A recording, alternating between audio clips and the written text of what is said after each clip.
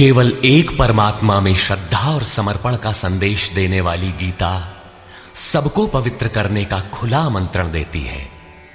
सृष्टि में कहीं भी रहने वाले अमीर अथवा गरीब, कुलीन तथा आदिवासी, पुण्यात्मा और पापी, स्त्री और पुरुष, सदाचारी एवं अत्यंत दुराचारी, सबका इसमें प्रवेश है।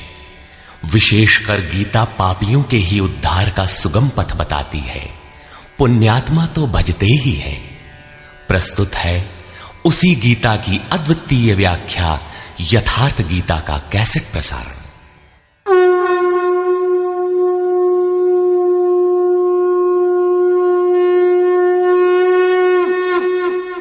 ओम श्री परमात्मने नमः। यथार्थ गीता, श्रीमद् भगवत गीता, अथ द्वितीयो अध्यायः।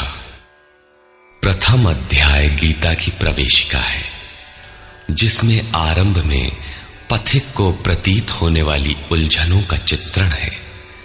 लड़ने वाले संपूर्ण कौरव पांडव थे, किंतु संशय का पात्र मात्र अर्जुन है। अनुराग ही अर्जुन है। इष्ट के अनुरूप राग ही पथिक को क्षेत्र क्षेत्रज्ञ के संघर्ष के लिए प्रेरित करता है। अनुराग आरंभिक स्तर है। पूज्य महाराज जी कहते थे, सदगृहस्थ आश्रम में रहते हुए ग्लानि होने लगे, अश्रुपात होता हो, कंठ अवरुद्ध होता हो, तो समझना कि यहीं से भजन आरंभ हो गया। अनुराग में ये सब कुछ आ जाता है।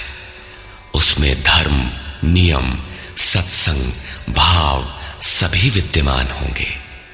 अनुराग के प्रथम चरण में पारिवारिक मोह बाधक बनता है। पहले सभी चाहते हैं कि हम उस परम सत्य को प्राप्त कर लें, किंतु आगे बढ़ने पर वो देखता है कि इन मधुर संबंधों का उच्छेद करना होगा। तब हताश हो जाता है।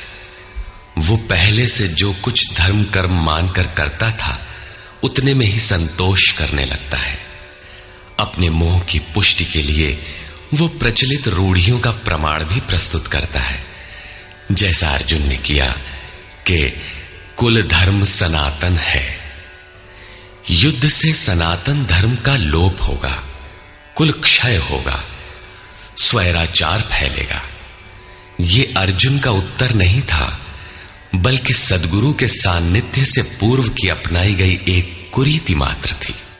इन्हीं कुरीतियों में फंसकर मनुष्य पृथक पृथक धर्म, अनेक संप्रदाय, छोटे बड़े गुट और असंख्य जातियों की रचना कर लेता है। कोई नाक दबाता है, कोई कान फाड़ता है। किसी के छूने से धर्म नष्ट होता है, तो कहीं रोटी पानी से धर्म नष्ट होता है। तो क्या अछूत या छूने वालों का दोष है? कदापि नहीं। दोष हमारे भ्रमदाताओं का है। धर्म के नाम पर हम कुरीति के शिकार हैं, इसलिए दोष हमारा है। महात्मा बुद्ध के समय में केश कंबल एक संप्रदाय था, जिसमें केश को बढ़ाकर कंबल की तरह प्रयोग करने को पूर्णता का मानदंड माना जाता था।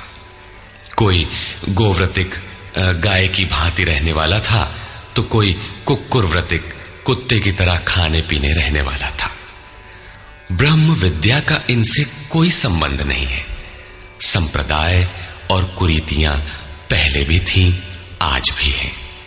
ठीक इसी प्रकार कृष्ण काल में भी संप्रदाय थे, कुरीतियां थीं।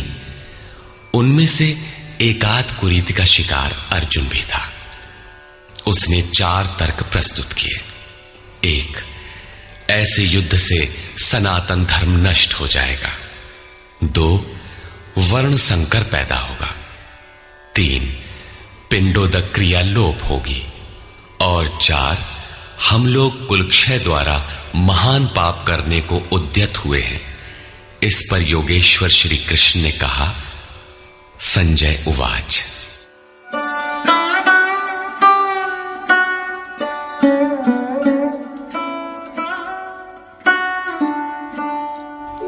तन्तथा कृपयाविष्टम् अश्रुपूर्णाकुलेक्षणम् विषीदन्तमिदं वाक्यम् उवाच मधुसूदनः।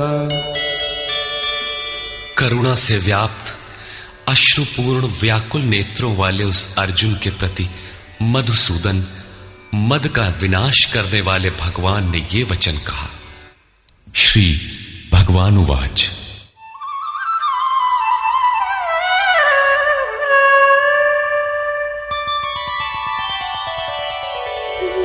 कुतस्त्वाकश्मलमिदं विषमे समुपस्थितम् अनार्यजुष्टमस्वर्ग्यम् अकीर्तिकरमर्जुन।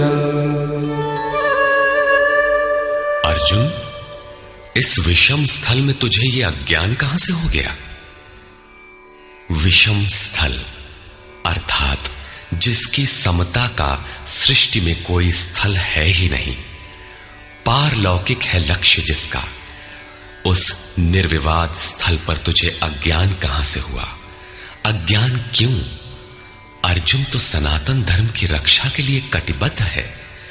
क्या सनातन धर्म की रक्षा के लिए प्राणपण से तत्पर होना अज्ञान है? श्री कृष्ण कहते हैं, हां, ये अज्ञान है। न तो संभावित पुरुषों द्वारा इसका आचरण किया गया है, न स्वर्ग ही देने वाला है और न ये कीर्ति को ही करने वाला है। सन्मार्ग पर जो दृढ़ता पूर्वक आरूढ़ है उसे आर्य कहते हैं। परिवार के लिए मरना मिटना यदि अज्ञान न होता तो महापुरुष उस पर अवश्य चले होते।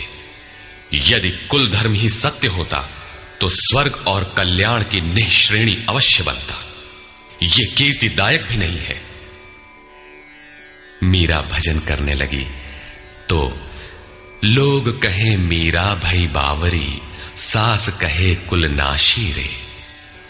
जिस परिवार, कुल और मर्यादा के लिए मीरा की सास बिलख रही थी, आज उस कुलवंती सास को कोई नहीं जानता। मीरा को विश्व जानता है। ठीक इसी प्रकार परिवार के लिए जो परेशान हैं, उनकी भी कीर्ति कब तक रहेगी? जिसमें कीर्ति नहीं, कल्याण नहीं, श्रेष्ठ पुरुषों ने भूल कर भी जिसका आचरण नहीं किया, तो सिद्ध है कि वह अज्ञान है। अतः क्लैब्यमास्मगमः पार्थ नैतत्त्वय्युपपद्यते क्षुद्रं हृदय दौर्बल्यं त्यक्त्वोत्तिष्ठ परन्तप। अर्जुन, नपुंसकता को मत प्राप्त हो। क्या अर्जुन नपुंसक था? क्या आप पुरुष हैं? नपुंसक वो है जो पौरुष से हीन हो। सब अपनी समझ से पुरुषार्थ ही तो करते हैं। किसान रात दिन खून पसीना एक करके खेत में पुरुषार्थ ही तो करता है। कोई व्यापार में पुरुषार्थ समझता है तो कोई पद का दुरुपयोग करके पुरुषार्थी बनता है। जीवन भर पुरुषार्थ करने पर भी खाली हाथ जाना पड़ता है। स्पष्ट है कि यह पुरुषार्थ नहीं है। शुद्ध पुरुषार्थ है आत्मदर्शन।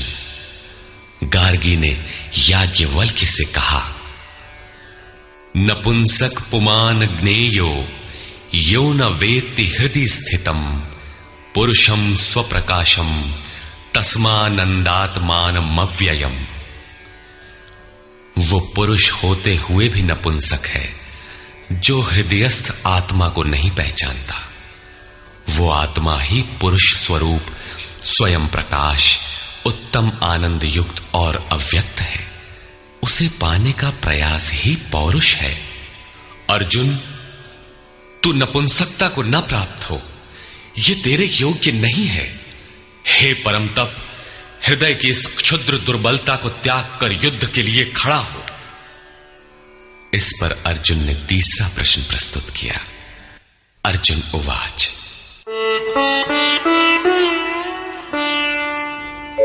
कथं भीष्ममहं संख्ये द्रोणं च मधुसूदन इषुभिः प्रतियोत्स्यामि पूजार्हावरिसूदन।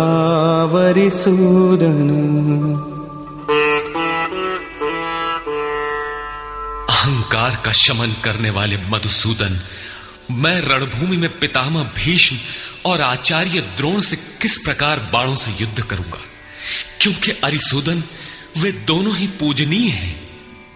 द्वैत ही द्रोण है। प्रभु अलग हैं, हम अलग हैं। द्वैत का ये भान ही प्राप्ति की प्रेरणा का आरंभिक स्रोत है। यही द्रोणाचार्य का गुरुत्व है। भ्रम ही भीष्म है। जब तक भ्रम है तभी तक बच्चे, परिवार, रिश्तेदार सभी अपने लगते हैं। अपना लगने में भ्रम ही माध्यम है। आत्मा इन्हीं को पूज्य मानकर इनके साथ रहता है कि ये पिता हैं, दादा हैं, कुलगुरु हैं इत्यादि। साधन के पूर्ति काल में गुरु न चेला, पुरुष अकेला। न बंधुर न मित्रम गुरुर्नैव शिष्यः चिदानंद रूपः शिवोहम शिवोहम। जब चित्त उस परम आनंद में विलय हो जाता है तब न गुरु ज्ञान दाता और न शिष्य ग्रहण करता ही रह जाता है। यही परम की स्थिति है। गुरु का गुरुत्व प्राप्त कर लेने पर गुरुत्व एक जैसा हो जाता है। श्री कृष्ण कहते हैं, अर्जुन तुम मुझ में निवास करेगा। जैसे श्री कृष्ण वैसा ही अर्जुन, और ठीक वैसा ही प्राप्ति वाला महापुरुष हो जाता है। ऐसी अवस्था में गुरु का भी विलय हो जाता है। गुरुत्व हृदय में प्रवाहित हो जाता है। अर्जुन गुरु पद की ढाल बनाकर इस संघर्ष में प्रवृत्त होने से कतराना चाहता है। वो कहता है,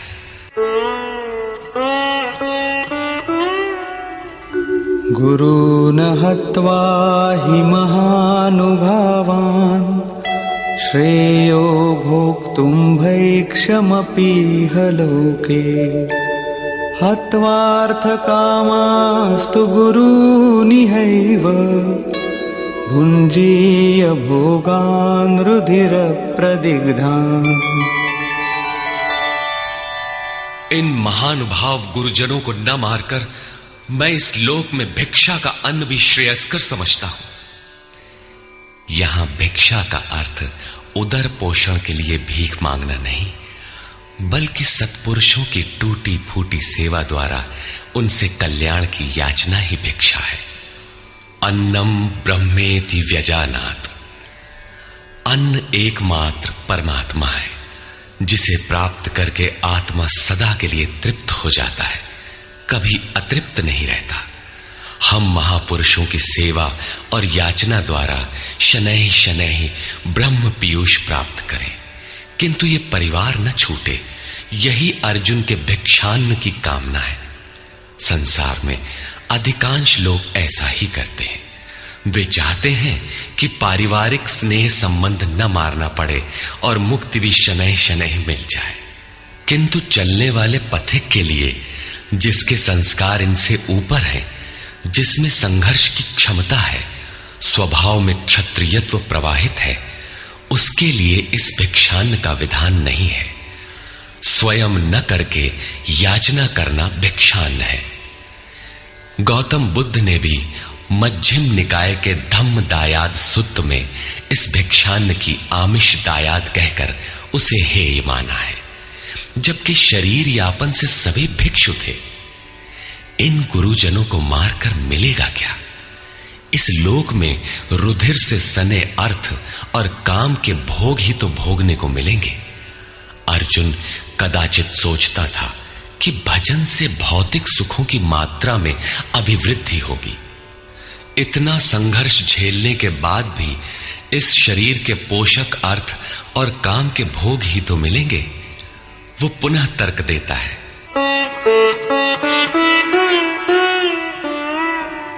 न चैतद्विद्मः कतरन्नो गरीयो यद्वा जयेम यदि वा नो जयेयुः यानेव हत्वा न जिजीविषामः तेव स्थिताः प्रमुखे धार्तराष्ट्राः। ये भी निश्चित नहीं है कि वो भोग मिलेगा ही। ये भी हम नहीं जानते कि हमारे लिए क्या करना श्रेयस्कर है, क्योंकि जो कुछ हमने कहा वो अज्ञान प्रमाणित हो गया।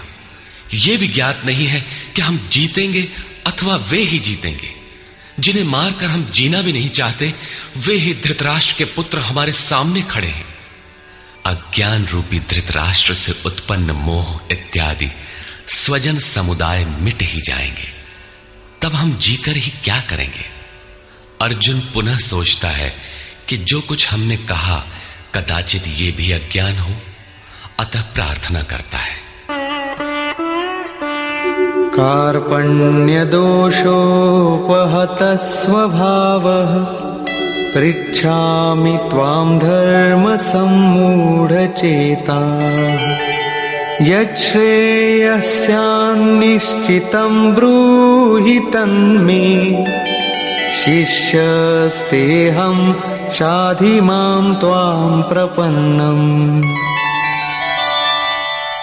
कायरता के दोष से नष्ट स्वभाव वाला, धर्म के विषय में सर्वथा मोहित चित्त हुआ, मैं आपसे पूछता हूं, जो कुछ निश्चित परम कल्याणकारी हो वो साधन मेरे लिए कहिए।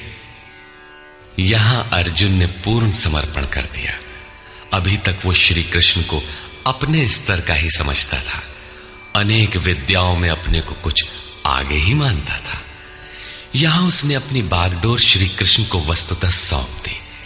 सद्गुरु पूर्ति पर्यंत हृदय में रहकर साधक के साथ चलते हैं। यदि वे साथ न रहे तो साधक पार न हो। युवा कन्या के परिवार वाले जिस प्रकार शादी विवाह तक उसको संयम की शिक्षा देते हुए संभाल ले जाते हैं, ठीक उसी प्रकार सद्गुरु अपने शिष्य की अंतरात्मा से रथी होकर उसे प्रकृति की घाटियों से निकालकर पार कर देते हैं। अर्जुन निवेदन करता है कि भगवान, एक बात और है। नहि प्रपश्यामि ममापनुद्यात् यच्छोकमुच्छोषणमिन्द्रियाणाम् अवाप्य भूमावसपत्नमृद्धम् राज्यं सुराणामपि चाधिपत्यम्। भूमि पर निष्कंटक धन धान्य संपन्न राज्य को और देवताओं के स्वामीपन इंद्र पद को पाकर भी मैं उस उपाय को नहीं देखता जो मेरी इंद्रियों को सुखाने वाले शोक को दूर कर सके। जब शोक बना ही है तो ये सब लेकर ही मैं क्या करूंगा।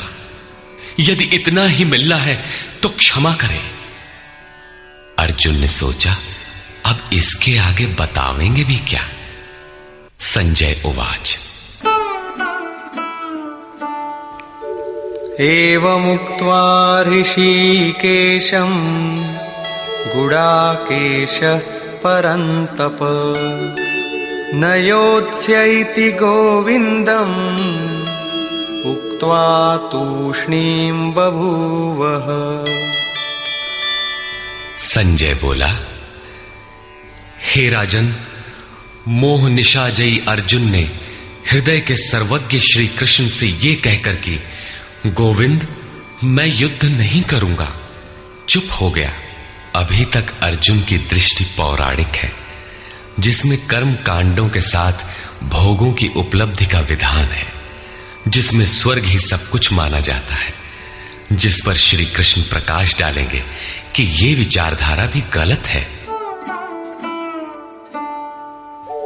तमुवाच ऋषिकेशः प्रहसन्निव भारत सेनयोरुभयोर्मध्ये विषीदन्तमिदं वचः। उसके उपरांत हे भरतवंशी धृतराष्ट्र, अंतर्यामी योगेश्वर श्री कृष्ण ने दोनों सेनाओं के बीच में उस शोक युक्त अर्जुन को हंसते हुए से ये वचन कहा। श्री भगवानुवाच। अशोचानन्वशोचस्त्वं प्रज्ञावादांश्च भाषसे गतासु न गतासूश्च नानुशोचन्ति पंडिताः। अर्जुन, तू न शोक करने योग्यों के लिए शोक करता है और पंडितों के से वचन कहता है, किंतु बुद्धि संपन्न पंडित जन जिनके प्राण चले गए हैं उनके लिए तथा जिनके प्राण नहीं गए हैं उनके लिए भी शोक नहीं करते। तू पंडितों जैसी बातें भर करता है, वस्तुतः ज्ञाता है नहीं, क्योंकि न त्वेवाहं जातु नासं न त्वन्नेमे जनाधिपाः न चैव न भविष्यामः सर्वे वयमतः परम्। न तो ऐसा ही है कि मैं अर्थात सद्गुरु किसी काल में नहीं था, अथवा तू अनुरागी अधिकारी अथवा जनाधिपाह राजा लोग अर्थात राजसी वृत्ति में पाए जाने वाला अहम नहीं था, और न ऐसा ही है कि आगे हम सब नहीं रहेंगे। सद्गुरु सदैव रहता है, अनुरागी सदैव रहते हैं। यहां योगेश्वर ने योग की अनादिता पर प्रकाश डालते हुए भविष्य में भी उसकी विद्यमानता पर बल दिया। मरने वालों के लिए शोक न करने के लिए कारण बताते हुए उन्होंने कहा, देहिनोऽस्मिन् यथा देहे कौमारं यौवनं जरा तथा देहान्तरप्राप्तिः धीरस्तत्र न मुह्यति। जैसे जीवात्मा की इस देह में कुमार, युवा और वृद्ध अवस्था होती है, वैसे ही अन्य अन्य शरीर प्राप्ति। इसलिए धीर पुरुष मोहित नहीं होता है। कभी आप बालक थे, शनैः शनैः युवा हुए, तब आप मर तो नहीं गए, पुनः वृद्ध हुए, पुरुष एक ही है। उसी प्रकार लेश मात्र भी दरार नए देह की प्राप्ति पर नहीं पड़ती। कलेवर का यह परिवर्तन तब तक चलेगा जब तक परिवर्तन से परे वस्तु नहीं मिल जाती।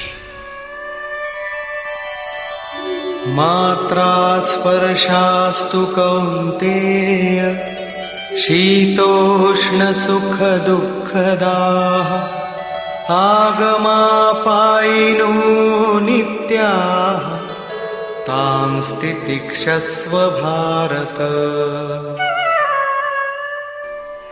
हे कुंती पुत्र, सुख दुख, सर्दी और गर्मी को देने वाले इंद्रियों और विषयों के संयोग तो अनित्य हैं, क्षण भंगुर हैं। अतः भरतवंशी अर्जुन, तू इसका त्याग कर।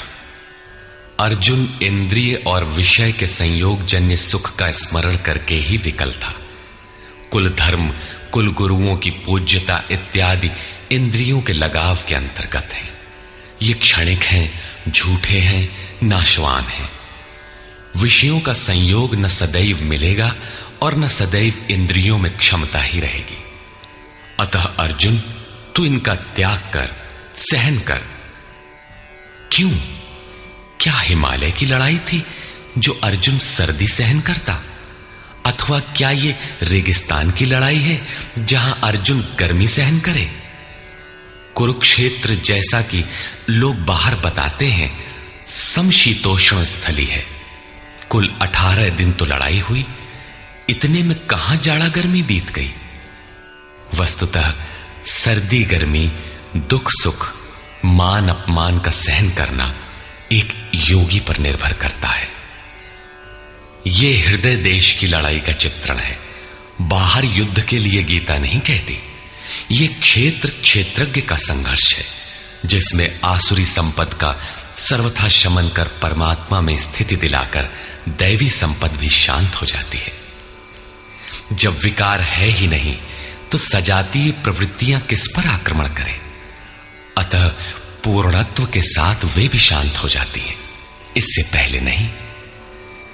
गीता अंतर्देश की लड़ाई का चित्रण है। इस त्याग से मिलेगा क्या, इससे लाभ क्या है, इस पर श्री कृष्ण कहते हैं, यम हि न व्यथयन्त्येते पुरुषं पुरुषर्षभ समदुःख सुखं धीरं सोमृतत्वाय कल्पते। क्योंकि हे पुरुष श्रेष्ठ, दुख सुख को समान समझने वाले जिस धीर पुरुष को इंद्रियों और विषयों के संयोग व्यथित नहीं कर पाते, वो मृत्यु से परे अमृत तत्व की प्राप्ति के योग्य हो जाता है। यहां श्री कृष्ण ने एक उपलब्धि अमृत की चर्चा की। अर्जुन सोचता था कि युद्ध के परिणाम में स्वर्ग मिलेगा या पृथ्वी, किंतु श्री कृष्ण कहते हैं कि न स्वर्ग मिलेगा और न पृथ्वी, बल्कि अमृत मिलेगा। अमृत क्या है? नासतो विद्यते भावो ना भावो विद्यते सतः उभयोरपि दृष्टोऽन्तः त्वनयोस्तत्त्वदर्शिभिः। अर्जुन, असत वस्तु का अस्तित्व नहीं है, वो है ही नहीं, उसे रोका नहीं जा सकता, और सत्य का तीनों काल में अभाव नहीं है, उसे मिटाया नहीं जा सकता। अर्जुन ने पूछा, क्या भगवान होने के नाते आप कहते हैं? श्री कृष्ण ने बताया, मैं तो कहता ही हूं। इन दोनों का यह अंतर हमारे साथ साथ तत्वदर्शियों द्वारा भी देखा गया है। श्री कृष्ण ने वही सत्य दोहराया जो तत्वदर्शियों ने कभी देख लिया था। श्री कृष्ण भी एक तत्वदर्शी महापुरुष थे। परम तत्व परमात्मा का प्रत्यक्ष दर्शन करके उसमें स्थिति वाले तत्वदर्शी कहलाते हैं। सत और असत हैं क्या, इस पर कहते हैं, अविनाशी तु तद्विद्धि येन सर्वमिदं ततं विनाशमव्ययस्यास्य न कश्चित् कर्तुमर्हति। नाश रहित तो वो है जिससे ये संपूर्ण जगत व्याप्त है। इस अव्ययस्य अविनाशी का विनाश करने में कोई समर्थ नहीं है। किंतु इस अविनाशी अमृत का नाम क्या है, वो है कौन?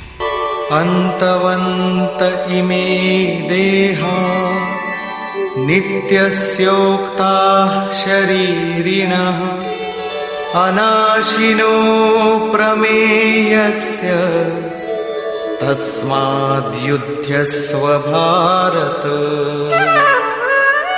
अविनाशी अप्रमेय नित्य स्वरूप आत्मा के ये सभी शरीर नाशवान कहे गए हैं। इसलिए भरतवंशी अर्जुन, तू युद्ध कर। आत्मा ही अमृत है, आत्मा ही अविनाशी है जिसका तीनों कालों में नाश नहीं होता। आत्मा ही सत है, शरीर नाशवान है, यही असत है जिसका तीनों कालों में अस्तित्व नहीं है। शरीर नाशवान है, इसलिए तू युद्ध कर। इस आदेश से यह स्पष्ट नहीं होता कि अर्जुन केवल कौरवों को मारे। पांडव पक्ष में भी तो शरीर ही खड़े थे। क्या पांडव के शरीर अविनाशी थे? यदि शरीर नाशवान है तो श्री कृष्ण किसकी रक्षा में खड़े थे? क्या अर्जुन कोई शरीरधारी था? शरीर जो असत है, जिसका अस्तित्व नहीं है, जिसे रोका नहीं जा सकता, क्या श्री कृष्ण उस शरीर की रक्षा में खड़े हैं? यदि ऐसा है तो वे भी अविवेकी और मूढ़ हैं, क्योंकि आगे श्री कृष्ण स्वयं कहते हैं कि जो केवल शरीर के लिए ही पचता है, श्रम करता है, वो अविवेकी और मूढ़ बुद्धि है। वो पापायु पुरुष व्यर्थ ही जीता है। अंततः अर्जुन कौन था? वस्तुतः अनुराग ही अर्जुन है। अनुरागी के लिए इष्ट सदैव रथी बनकर साथ में रहते हैं, सखा की भांति उसका मार्गदर्शन करते हैं। आप शरीर नहीं हैं। शरीर तो आवरण है, रहने का मकान है। उसमें रहने वाला अनुराग पूरित आत्मा है। भौतिक युद्ध, मारने काटने से शरीरों का अंत नहीं होता। यह शरीर छूटेगा तो आत्मा दूसरा शरीर धारण कर लेगा। इसी संदर्भ में श्री कृष्ण कह चुके हैं कि जिस प्रकार बाल्यकाल से युवा या वृद्धावस्था आती है, उसी प्रकार देहांतर की प्राप्ति होती है। शरीर काटेंगे तो जीवात्मा नया वस्त्र बदल लेगा। शरीर संस्कारों के आश्रित है और संस्कार मन पर आधारित है। मन एव मनुष्याणाम कारणम बंध मोक्षयोः।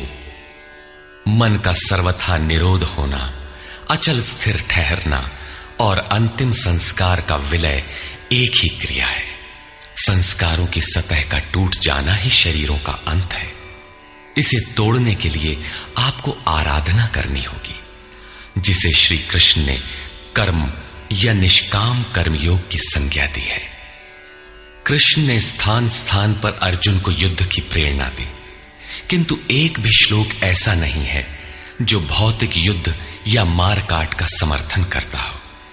यह युद्ध सजातीय विजातीय प्रवृत्तियों का है, अंतर्देश में है।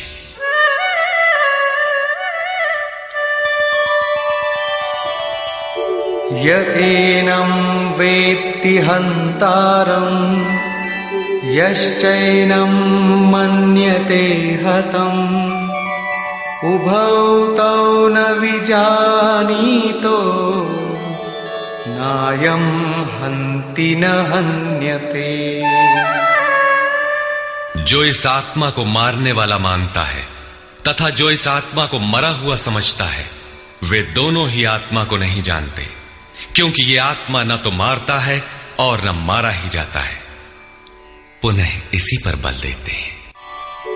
न जायते म्रियते वा कदाचिन् नायं भूत्वा भविता वा न भूयः अजो नित्यः शाश्वतोऽयं पुराणो न हन्यते हन्यमाने शरीरे।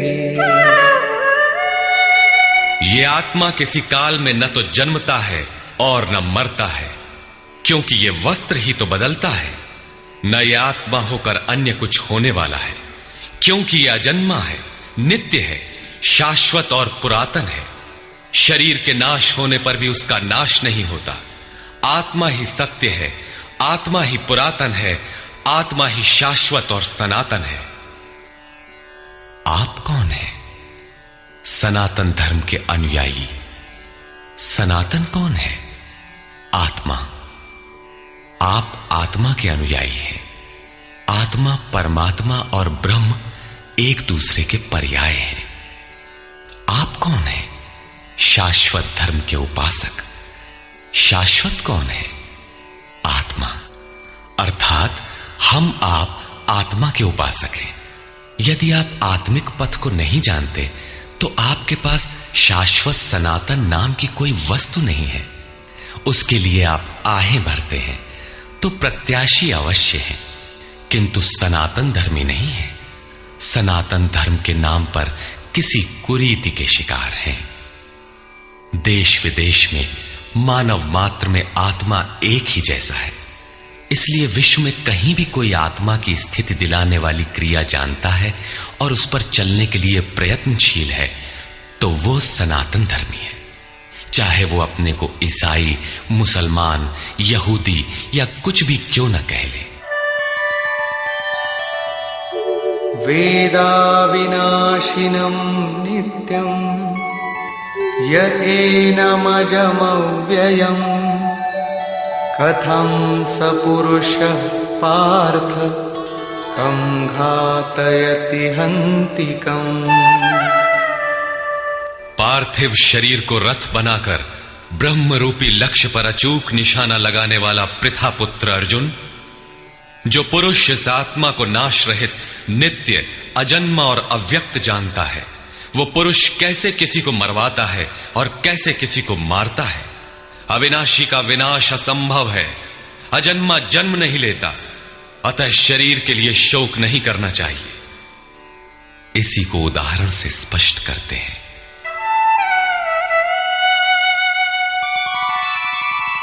वासांसि जीर्णानि यथा विहाय नवानि गृह्णाति नरोपराणि तथा शरीराणि विहाय जीर्णानि न्यन्यानि संयाति नवानि देहि।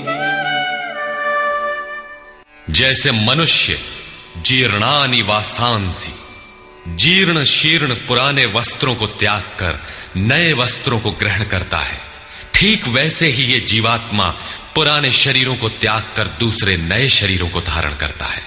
जीर्ण होने पर ही नया शरीर धारण करना है तो शिशु क्यों मर जाते हैं? ये वस्त्र तो और विकसित होना चाहिए। वस्तुतः ये शरीर संस्कारों पर आधारित है। जब संस्कार जीर्ण होते हैं तो शरीर छूट जाता है। यदि संस्कार 2 दिन का है तो दूसरे दिन ही शरीर जीर्ण हो गया। इसके बाद मनुष्य एक श्वास भी अधिक नहीं जीता। संस्कार ही शरीर है। आत्मा संस्कारों के अनुसार नया शरीर धारण कर लेता है। अथा खलु ऋतुमयः पुरुषः यथा इहैव तथैव प्रेत्य भवति कृतं लोकम पुरुषोऽभिजायते। अर्थात ये पुरुष निश्चय ही संकल्पमय है। इस लोक में पुरुष जैसा निश्चय वाला होता है वैसा ही यहां से मरकर जाने पर होता है। अपने संकल्प से बनाए हुए शरीरों में पुरुष उत्पन्न होता है। इस प्रकार मृत्यु शरीर का परिवर्तन मात्र है, आत्मा नहीं मरता।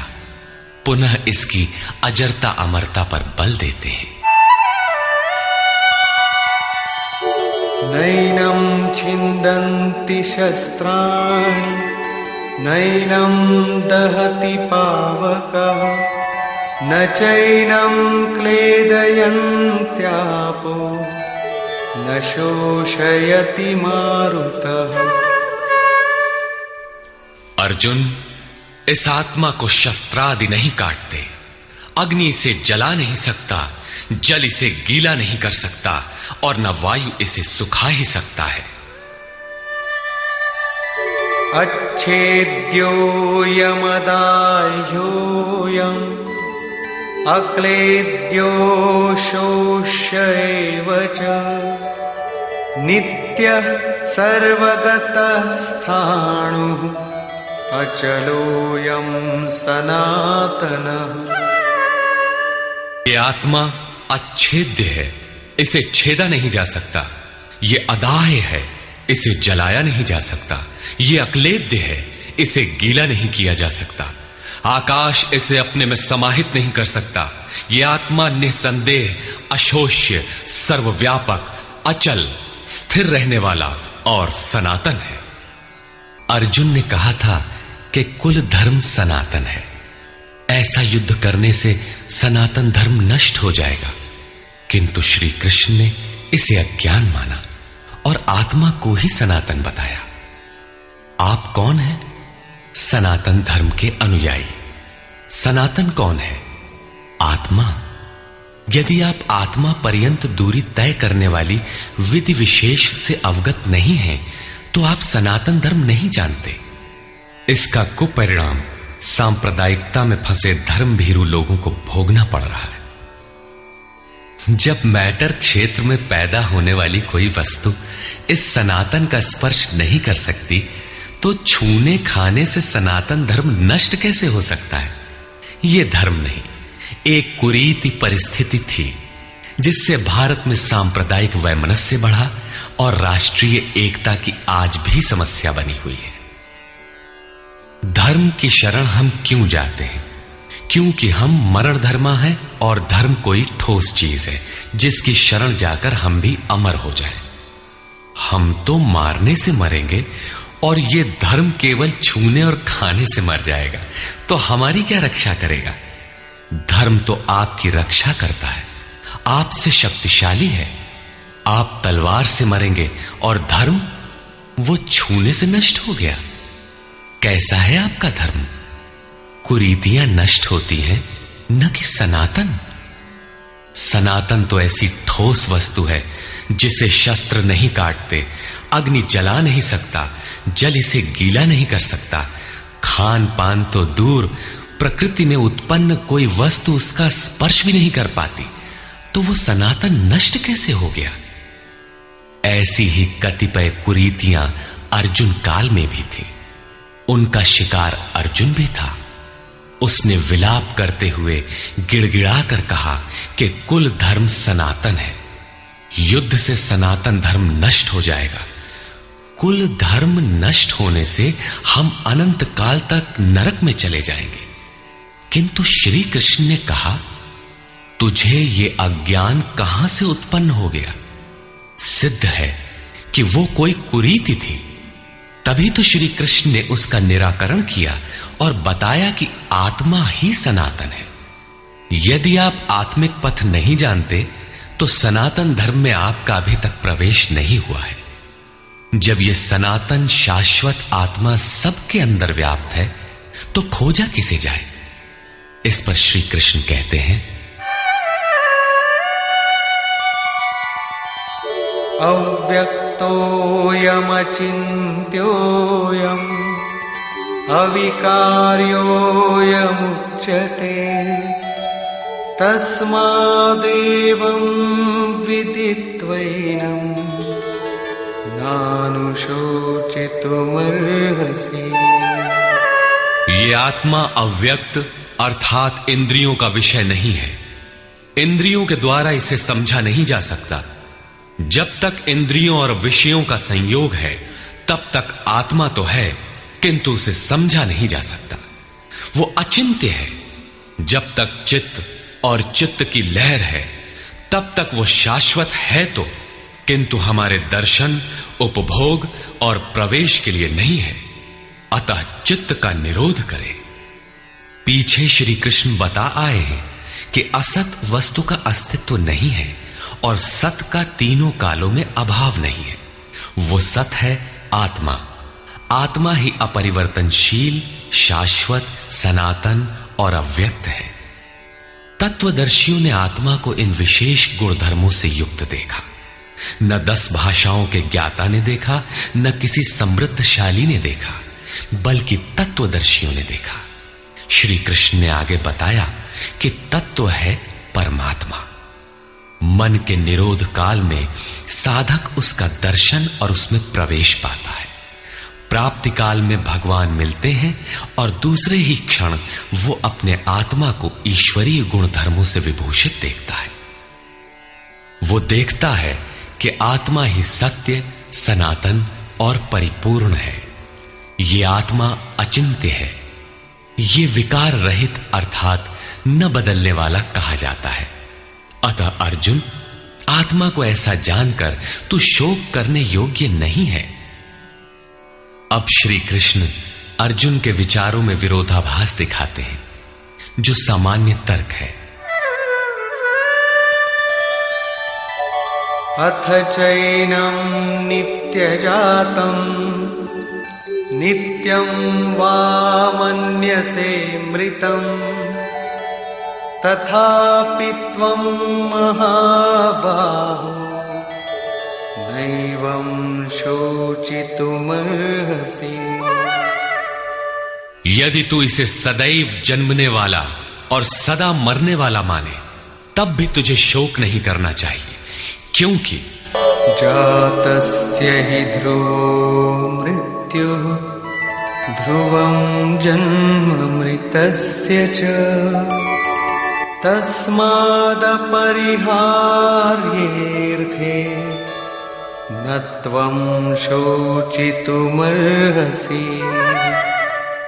ऐसा मान लेने पर भी जन्मने वाले की निश्चित मृत्यु और मरने वाले का निश्चित जन्म सिद्ध होता है।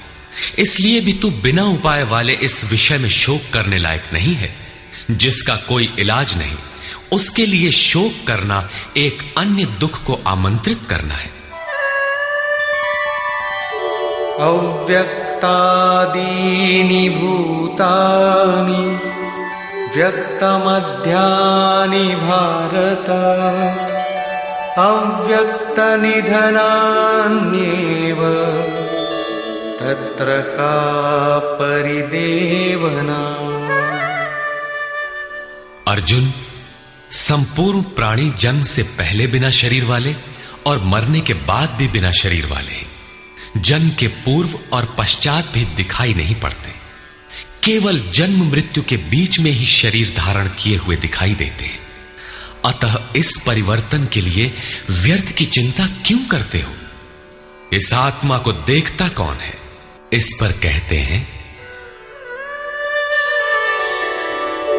आश्चर्यवत् पश्यति कश्चिदेनम् आश्चर्यवद् वदति तथैव चान्यः आश्चर्यवच्चैनमन्यः शृणोति श्रुत्वाप्येनं वेद न चैव कश्चित्। पहले श्री कृष्ण ने कहा था कि इस आत्मा को तत्वदर्शियों ने देखा है। अब तत्व दर्शन की दुर्लभता पर प्रकाश डालते हैं कि कोई विरला महापुरुष ही इस आत्मा को आश्चर्य की तरह देखता है, सुनता नहीं प्रत्यक्ष देखता है। और वैसे ही दूसरा कोई महापुरुष ही आश्चर्य की तरह इसके तत्व को कहता है। जिसने देखा है वही यथार्थ कह सकता है। दूसरा कोई विरला साधक इसे आश्चर्य की भांति सुनता है। सब सुनते भी नहीं, क्योंकि ये अधिकारी के लिए ही है। हे अर्जुन, कोई कोई तो सुनकर भी इस आत्मा को नहीं जान पाते, क्योंकि साधन पार नहीं लगता। आप लाख ज्ञान की बातें सुने, समझें, बाल की खाल निकाल कर समझें, लालायित भी रहें, किंतु मोह बड़ा प्रबल है। थोड़ी देर बाद ही आप अपनी सांसारिक व्यवस्थाओं में लिप्त मिलेंगे। अंत में श्री कृष्ण निर्णय देते हैं, देहि नित्यमवध्योऽयं देहे सर्वस्य भारत तस्मात् सर्वाणि भूतानि न त्वं शोचितुमर्हसि। अर्जुन, ये आत्मा सबके शरीर में सदैव अवध्य है, अकाट्य है। इसलिए संपूर्ण भूत प्राणियों के लिए तो शोक करने योग्य नहीं है। आत्मा ही सनातन है। इस तथ्य का प्रतिपादन करके, इसका प्रभुता सहित वर्णन करके यह प्रश्न यहीं पूरा हो जाता है। अब प्रश्न खड़ा होता है कि इसकी प्राप्ति कैसे हो। संपूर्ण गीता में इसके लिए दो ही मार्ग हैं। पहला निष्काम कर्म योग और दूसरा ज्ञान योग। दोनों मार्गों में किया जाने वाला कर्म एक ही है। उस कर्म की अनिवार्यता पर बल देते हुए योगेश्वर श्री कृष्ण ज्ञान योग के विषय में कहते हैं, स्वधर्ममपि चावेक्ष्य न विकम्पितुमर्हसि धर्म्याद्धियुद्धात् श्रेयोऽन्यत् क्षत्रियस्य न विद्यते। अर्जुन, स्वधर्म देखकर भी तू भय करने योग्य नहीं है, क्योंकि धर्म संयुक्त युद्ध से बढ़कर अन्य कोई परम कल्याणकारी मार्ग क्षत्रिय के लिए नहीं है। अभी तक तो आत्मा शाश्वत है, आत्मा सनातन है, वही एकमात्र धर्म है कहा गया है। अब ये स्वधर्म कैसा? धर्म तो एकमात्र आत्मा ही है, वो तो अचल स्थिर है, तो धर्माचरण क्या? किंतु इस आत्म पथ में प्रवृत्त होने की क्षमता हर व्यक्ति की अलग अलग होती है। स्वभाव से उत्पन्न इस क्षमता को स्वधर्म कहा गया है। इसी एक सनातन आत्मिक पथ पर चलने वाले साधकों को महापुरुष ने स्वभाव से उनकी क्षमता के अनुसार 4 श्रेणियों में बांटा: शूद्र, वैश्य, क्षत्रिय और ब्राह्मण। साधना की प्रारंभिक अवस्था में प्रत्येक साधक शूद्र अर्थात अल्पज्ञ होता है। घंटों भजन में बैठने पर वो 10 मिनट भी अपने पक्ष में नहीं पाता। वो प्रकृति के माया जाल को काट नहीं पाता। इस अवस्था में महापुरुष की सेवा से उसके स्वभाव में सद्गुण आते हैं।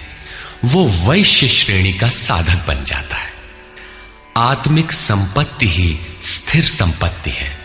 इसका वो शनैः शनैः संग्रह और गोपालन अर्थात इंद्रियों की सुरक्षा करने में सक्षम हो जाता है। काम, क्रोध इत्यादि से इंद्रियों की हिंसा होती है तथा विवेक, वैराग्य से इनकी सुरक्षा होती है, किंतु प्रकृति को निर्बीज करने की क्षमता उसमें नहीं होती। क्रमशः उन्नति करते करते साधक के अंतःकरण में तीनों गुणों को काटने की क्षमता अर्थात क्षत्रियत्व आ जाता है।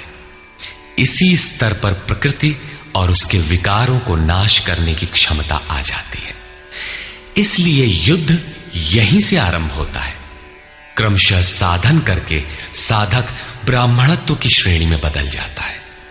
इस समय मन का शमन, इंद्रियों का दमन, धारावाही चिंतन, सरलता, अनुभव, ज्ञान इत्यादि लक्षण साधक में स्वाभाविक प्रवाहित होते हैं। इन्हीं के अनुष्ठान से चलकर क्रमशः वो ब्रह्म में प्रवेश पा जाता है, जहां वो ब्राह्मण भी नहीं रह जाता।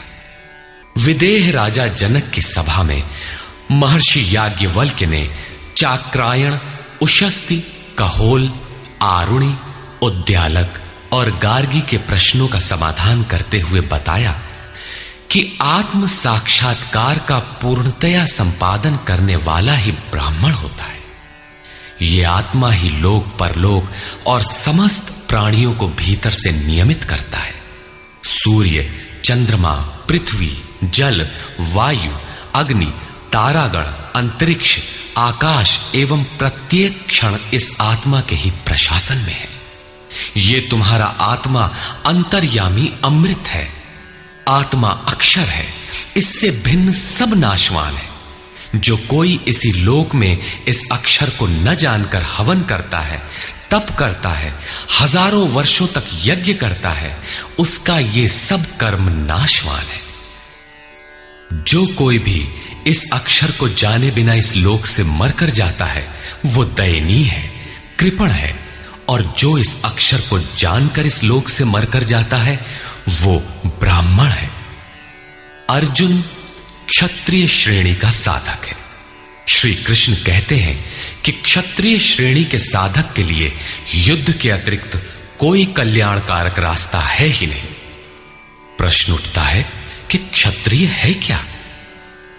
प्रायः लोग इसका आशय समाज में जन्मना उत्पन्न ब्राह्मण, क्षत्रिय, वैश्य, शूद्र जातियों से लेते हैं। इन्हें ही 4 वर्ण मान लिया जाता है, किंतु नहीं। शास्त्रकार ने स्वयं बताया है कि क्षत्रिय क्या है, वर्ण क्या है। यहां उन्होंने केवल क्षत्रिय का नाम लिया और आगे 18वें अध्याय तक इस प्रश्न का समाधान प्रस्तुत किया कि वस्तुतः ये वर्ण हैं क्या और कैसे इनमें परिवर्तन होता है। श्री कृष्ण ने कहा, चातुर्वर्ण्यम मया सृष्टम। 4 वर्णों की सृष्टि मैंने की, तो क्या मनुष्यों को बांटा? श्री कृष्ण कहते हैं कि नहीं, गुण कर्म विभागशः, गुणों के माध्यम से कर्म को 4 भागों में बांटा। यह देखना है कि वो कर्म क्या है जिसे बांटा गया। गुण परिवर्तनशील है। साधना की उचित प्रक्रिया द्वारा तामसी से राजसी और राजसी से सात्विक गुणों में प्रवेश मिलता जाता है। अंततः ब्राह्मण स्वभाव बन जाता है। उस समय ब्रह्म में प्रवेश दिला देने वाली सारी योग्यताएं उस साधक में रहती हैं। वर्ण संबंधी प्रश्न यहां से आरंभ होकर 18वें अध्याय में जाकर पूर्ण होता है। श्री कृष्ण की मान्यता है, श्रेयान् स्वधर्मो विगुणः परधर्मात् स्वनुष्ठितात्। स्वभाव से उत्पन्न इस धर्म में प्रवृत्त होने की क्षमता जिस स्तर की हो, भले ही वो गुण रहित शूद्र श्रेणी की हो, तब भी परम कल्याण करती है, क्योंकि आप क्रमशः वहीं से उत्थान करते हैं। उससे ऊपर वालों की नकल करके साधक नष्ट हो जाता है। अर्जुन क्षत्रिय श्रेणी का साधक था, इसलिए श्री कृष्ण कहते हैं कि अर्जुन, अपने स्वभाव से उत्पन्न योग्यता को देखकर, इस युद्ध में प्रवृत्त होने की अपनी क्षमता को देखकर भी तू भय करने योग्य नहीं है। इससे बढ़कर दूसरा कोई कल्याणकारी कार्य क्षत्रिय के लिए नहीं। इसी पर प्रकाश डालते हुए पुनः योगेश्वर कहते हैं, यदृच्छया चोपपन्नम स्वर्गद्वारमपावृतम सुखिनः क्षत्रियाः पार्थ लभन्ते युद्धमीदृशम्। पार्थिव शरीर को ही रथ बनाकर अचूक लक्ष्यवेदी अर्जुन, स्वतः प्राप्त स्वर्ग के खुले हुए द्वार रूपी इस युद्ध को भाग्यवान क्षत्रिय ही प्राप्त करते हैं। क्षत्रिय श्रेणी के साधक में तीनों गुणों को काट देने की क्षमता रहती है। उसके लिए स्वर्ग का द्वार खुला है, क्योंकि उसमें दैवी संपद पूर्णता अर्जित रहती है। स्वर्ग में विचरने की उसमें क्षमता रहती है। यही खुला हुआ स्वर्ग का द्वार है। क्षेत्रज्ञ के इस युद्ध को भाग्यवान क्षत्रिय ही पाते हैं, क्योंकि उनमें ही इस संघर्ष की क्षमता है। दुनिया में लड़ाइयां होती हैं, विश्व सिमट कर लड़ता है, प्रत्येक जाति लड़ती है, किंतु शाश्वत विजय जीतने वाले को भी नहीं मिलती। ये तो बदले हैं। जो जिसको जितना दबाता है, कालांतर में उसे भी उतना ही दबना पड़ता है। ये कैसी विजय है जिसमें इंद्रियों को सुखाने वाला शोक बना ही रहता है, अंत में शरीर भी नष्ट हो जाता है। वास्तविक संघर्ष तो क्षेत्र और क्षेत्रज्ञ का है, जिसमें एक बार विजय हो जाने पर प्रकृति का सदा के लिए निरोध और परम पुरुष परमात्मा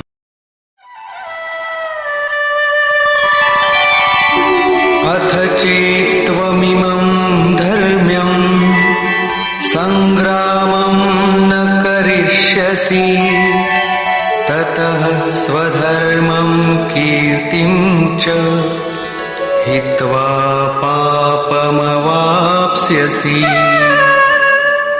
और यदि तू इस धर्मयुक्त संग्राम अर्थात शाश्वत सनातन परम धर्म परमात्मा में प्रवेश दिलाने वाला धर्म युद्ध नहीं करेगा, तो स्वधर्म अर्थात स्वभाव से उत्पन्न संघर्ष करने की क्षमता, क्रिया में प्रवृत्त होने की क्षमता को खोकर पाप अर्थात आवागमन और अपकीर्ति को प्राप्त होगा।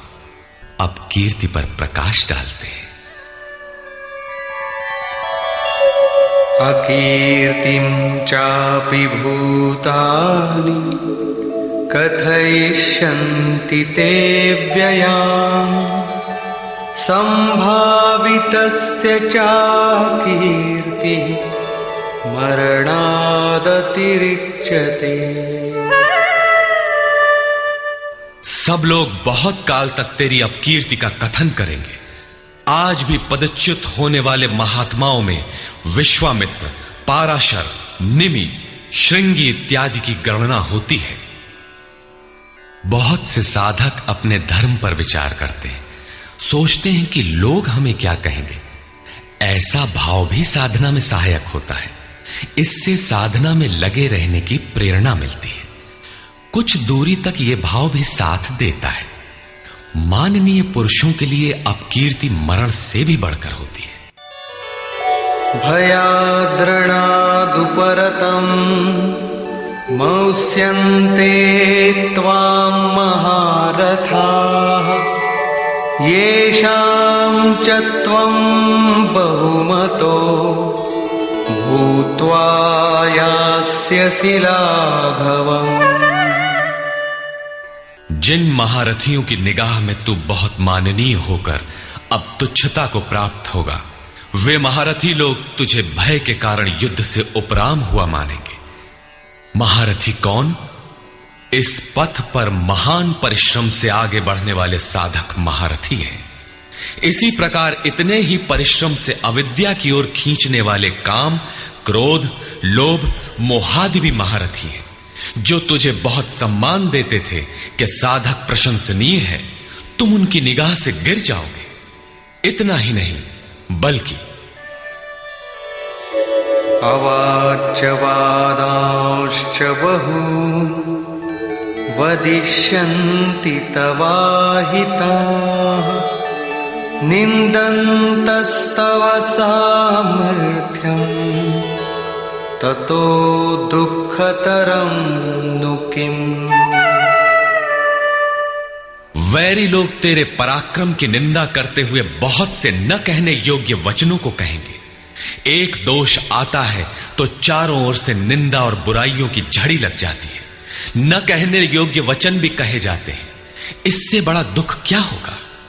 अतः हतो वा प्राप्स्यसि स्वर्गम् जित्वा वा भोक्ष्यसे महीम् तस्मादुत्तिष्ठ कौन्तेय युद्धाय कृतनिश्चयः। इस युद्ध में मरोगे तो स्वर्ग प्राप्त करोगे। स्वर में विचरने की क्षमता रहेगी। श्वास से बाहर प्रकृति में विचरने की धाराएं निरुद्ध हो जाएंगी। परम देव परमात्मा में प्रवेश दिलाने वाली दैवी संपद हृदय में पूर्णतः प्रवाहित रहेगी। अथवा इस संघर्ष में जीतने पर महामहिम स्थिति को प्राप्त करोगे। इसलिए अर्जुन, युद्ध के लिए निश्चय करके खड़ा हो। प्रायः लोग इस श्लोक के अर्थ में समझते हैं कि इस युद्ध में मरोगे तो स्वर्ग जाओगे और जीतोगे तो पृथ्वी का भोग भोगोगे। किंतु आपको स्मरण होगा, अर्जुन कह चुका है, भगवान पृथ्वी ही नहीं अपितु त्रैलोक्य के साम्राज्य और देवताओं के स्वामीपन अर्थात इंद्र पद प्राप्त होने पर भी मैं उस उपाय को नहीं देखता जो इंद्रियों को सुखाने वाले मेरे शोक को दूर कर सके। यदि इतना ही मिलना है तो गोविंद, मैं युद्ध कदापि नहीं करूंगा। यदि इतने पर भी श्री कृष्ण कहते कि अर्जुन लड़ो, जीतोगे तो पृथ्वी पा जाओगे, हारोगे तो स्वर्ग के नागरिक बन जाओगे, तो श्री कृष्ण देते ही क्या है?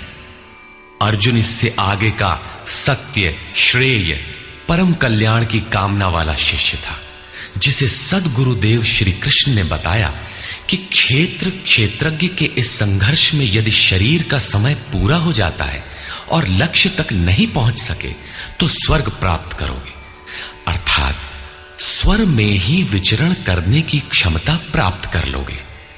दैवी संपत्ति हृदय में ढल जाएगी और इस शरीर के रहते रहते संघर्ष में सफल हो जाते हो तो महिम, सबसे महान ब्रह्म की महिमा का उपभोग करोगे, महामहिम की स्थिति प्राप्त कर लोगे। जीतोगे तो सर्वस्व, क्योंकि महामहिमत्व को पाओगे, और हारोगे तो देवत्व। दोनों हाथों में लड्डू रहेंगे, लाभ में भी लाभ और हानि में भी लाभ ही है। पुनः इसी पर बल देते हैं, सुख दुखे समे कृत्वा लाभालाभो जया जयो ततो युद्धाय युज्यस्व नैवं पापमवाप्स्यसि। इस प्रकार सुख दुख, लाभ हानि, जय पराजय को समान समझकर तू युद्ध के लिए तैयार हो। युद्ध करने से तू पाप को प्राप्त नहीं होगा, अर्थात सुख में सर्वस्व और दुख में भी देवत्व है। लाभ में महिम की स्थिति अर्थात सर्वस्व और हानि में भी देवत्व है। जय में महामहिम स्थिति और पराजय में भी दैवी संपत्ति पर अधिकार है। इस प्रकार अपने लाभ हानि को भली प्रकार स्वयं समझकर तू युद्ध के लिए तैयार हो। लड़ने में ही दोनों वस्तुएं हैं। लड़ोगे तो पाप अर्थात आवागमन को प्राप्त नहीं होगे, अतः तू युद्ध के लिए तैयार हो। एषा ते विहिता सांख्ये बुद्धिर्योगे त्विमां शृणु बुद्ध्या युक्तो यया पार्थ कर्मबन्धं प्रहास्यसि। पार्थ, ये बुद्धि तेरे लिए ज्ञान योग के विषय में कही गई है। कौन सी बुद्धि? यही कि युद्ध कर। ज्ञान योग में इतना ही है कि अपनी हस्ती को देखकर लाभ हानि का भली प्रकार विचार करके कि जीतेंगे तो महामहिम स्थिति और हारेंगे तो देवत्व, जय में सर्वस्व और पराजय में भी देवत्व, दोनों तरह लाभ है। युद्ध नहीं करेंगे तो सभी हमें बुरा कहेंगे, भय से उपराम हुआ मानेंगे, अपकीर्ति होगी। इस प्रकार अपने अस्तित्व को सामने रखकर स्वयं विचार कर युद्ध में अग्रसर होना ही ज्ञान योग है। प्रायः लोगों में भ्रांति है कि ज्ञान मार्ग में कर्म युद्ध नहीं करना पड़ता। वे कहते हैं कि ज्ञान मार्ग में कर्म नहीं है, मैं तो शुद्ध हूं, बुद्ध हूं, चैतन्य हूं, अहम ब्रह्मास्मि। गुण ही गुण में बरतते हैं, ऐसा मानकर हाथ पर हाथ रखकर बैठ जाते हैं। योगेश्वर श्री कृष्ण के अनुसार यह ज्ञान योग नहीं है। ज्ञान योग में भी वही कर्म करना है जो निष्काम कर्म योग में किया जाता है। दोनों में केवल बुद्धि का, दृष्टिकोण का अंतर है। ज्ञान मार्गी अपनी स्थिति समझकर अपने पर निर्भर होकर कर्म करता है, जबकि निष्काम कर्मयोगी इष्ट के आश्रित होकर कर्म करता है। करना दोनों मार्गों में है और वो कर्म भी एक ही है जिसे दोनों मार्गों में किया जाना है। केवल कर्म करने के दृष्टिकोण दो हैं। अर्जुन, इसी बुद्धि को अब तू कर्म योग के विषय में सुन, जिससे युक्त हुआ तू कर्मों के बंधन का अच्छी तरह नाश करेगा। यहां श्री कृष्ण ने कर्म का नाम पहली बार लिया, लेकिन यह नहीं बताया कि कर्म है क्या। अब कर्म न बताकर पहले कर्म की विशेषताओं पर प्रकाश डालते हैं।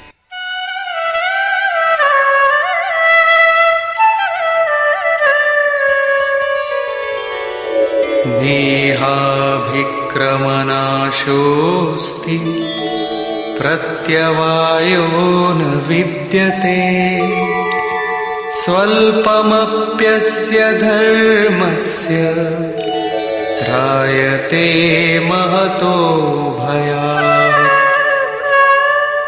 इस निष्काम कर्म योग में आरंभ का अर्थात बीज का नाश नहीं होता, सीमित फल रूपी दोष नहीं है। इसलिए इस निष्काम कर्म का, इस कर्म से संपादित धर्म का थोड़ा भी साधन जन्म मृत्यु रूपी महान भय से उद्धार कर देता है। आप इस कर्म को समझें और उस पर 2 कदम चल भर दें, जो सदगृहस्थ आश्रम में रहकर ही चला जा सकता है। साधक तो चलते ही हैं। बीज भर डाल दें तो अर्जुन, बीज का नाश नहीं होता। प्रकृति में कोई क्षमता नहीं, ऐसा कोई अस्त्र नहीं कि उस सत्य को मिटा दे। प्रकृति केवल आवरण डाल सकती है, कुछ देर कर सकती है, किंतु साधन के आरंभ को मिटा नहीं सकती।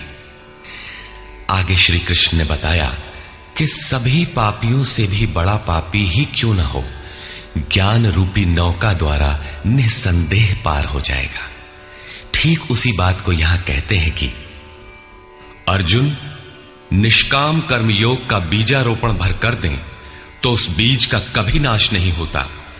विपरीत फल रूपी दोष भी इसमें नहीं होता कि आपको स्वर्ग, रिद्धियों या सिद्धियों तक पहुंचाकर छोड़ दे। आप ये साधन भले छोड़ दें, किंतु यह साधन आपका उद्धार करके ही छोड़ेगा। इस निष्काम कर्मयोग का थोड़ा सा भी साधन जन्म मृत्यु के महान भय से उद्धार कर देता है। अनेक जन्म संसिद्धस्ततो याति पराम गतिम। कर्म का यह बीजारोपण अनेक जन्म के पश्चात वहीं खड़ा कर देगा जहां परम धाम है, परम गति है। इसी क्रम में आगे कहते हैं, व्यवसायात्मिका बुद्धि एकेह कुरु नंदन बहुशाखा ह्यनन्ताश्च बुद्धयो व्यवसायिनाम्।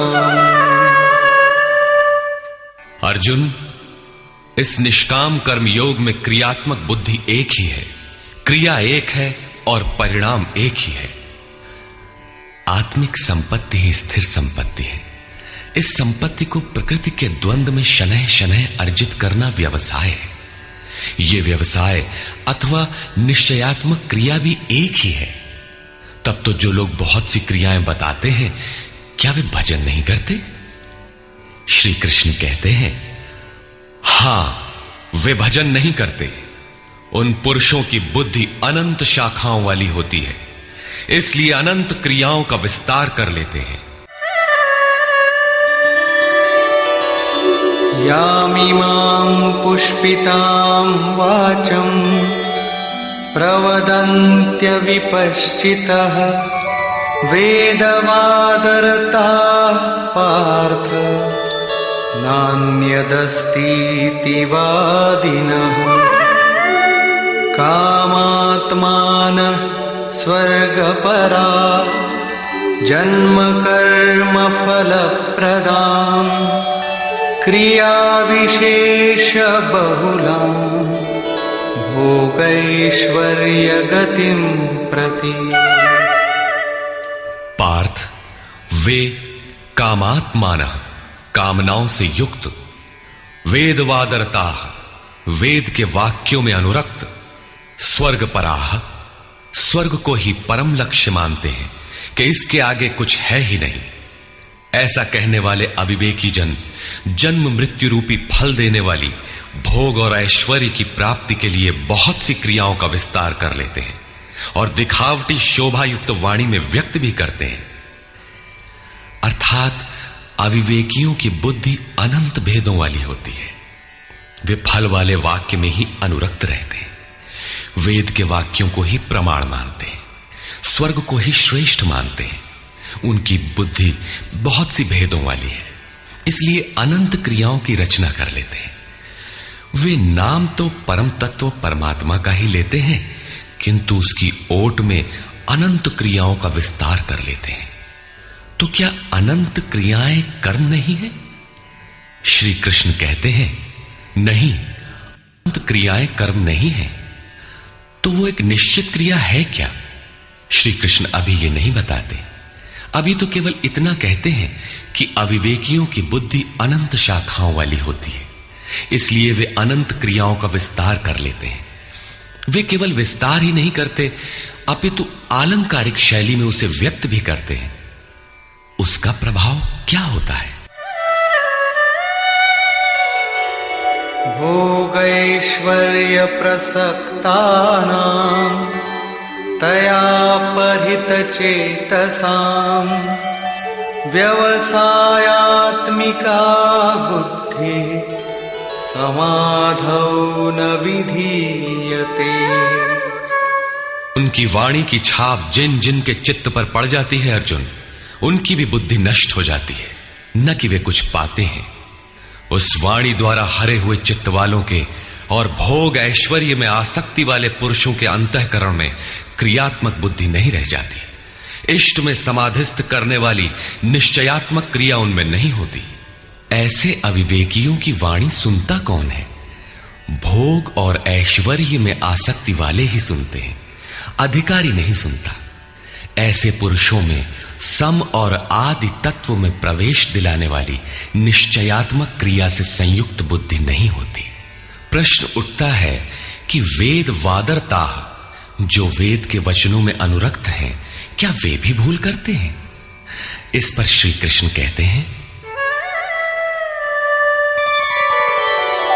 त्रैगुण्य विषया वेदा निस्त्रैगुण्यो भवार्जुन निर्द्वन्द्वो नित्यसत्त्वस्थो निर्योगक्षेम आत्मवान्। अर्जुन, त्रैगुण्य विषया वेदा, वेद तीनों गुणों तक ही प्रकाश करते हैं, इसके आगे का हाल वे नहीं जानते। इसलिए निस्त्रय गुण्यो भव अर्जुन, अर्जुन तू तीनों गुणों से ऊपर उठ, अर्थात वेदों के कार्य क्षेत्र से आगे बढ़। कैसे बढ़ा जाए? इस पर श्री कृष्ण कहते हैं, निर्द्वंद्वः, सुख दुख के द्वंद्वों से रहित, नित्य सत्य वस्तु में स्थित और योग क्षेम को न चाहता हुआ आत्मपरायण हो। इस प्रकार ऊपर उठ। प्रश्न उठता है कि हम ही उठें या कोई वेदों से ऊपर उठा भी है? श्री कृष्ण बताते हैं कि आगे जो भी उठता है ब्रह्म को जानता है, और जो ब्रह्म को जानता है वो विप्र है। यावानर्थ उदपाने सर्वतः संप्लुतोदके तावान् सर्वेषु वेदेषु ब्राह्मणस्य विजानतः। सब ओर से परिपूर्ण जलाशय को प्राप्त होने पर मनुष्य का छोटे जलाशय से जितना प्रयोजन रहता है, अच्छी प्रकार ब्रह्म को जानने वाले ब्राह्मण का वेदों से उतना ही प्रयोजन रहता है। तात्पर्य यह है कि जो वेदों से ऊपर उठता है वो ब्रह्म को जानता है, वही ब्राह्मण है। अर्थात तू वेदों से ऊपर उठ, ब्राह्मण बन। अर्जुन क्षत्रिय था। श्री कृष्ण कहते हैं कि ब्राह्मण बन। ब्राह्मण, क्षत्रिय इत्यादि वर्ण स्वभाव की क्षमताओं के नाम है। ये कर्म प्रधान है, न कि जन्म से निर्धारित होने वाली कोई रूढ़ी। जिसे गंगा की धारा प्राप्त है उसे क्षुद्र जलाशय से क्या प्रयोजन? कोई उसमें शौच लेता है तो कोई पशुओं को नहला देता है, इसके आगे कोई उपयोग नहीं है। इसी प्रकार ब्रह्म को साक्षात जानने वाले उस विप्र महापुरुष का, उस ब्राह्मण का वेदों से उतना ही प्रयोजन रह जाता है। प्रयोजन रहता अवश्य है, वेद रहते हैं क्योंकि पीछे वालों के लिए उनका उपयोग है। वहीं से चर्चा आरंभ होगी। इसके उपरांत योगेश्वर श्री कृष्ण कर्म करते समय की जाने वाली सावधानियों का प्रतिपादन करते हैं।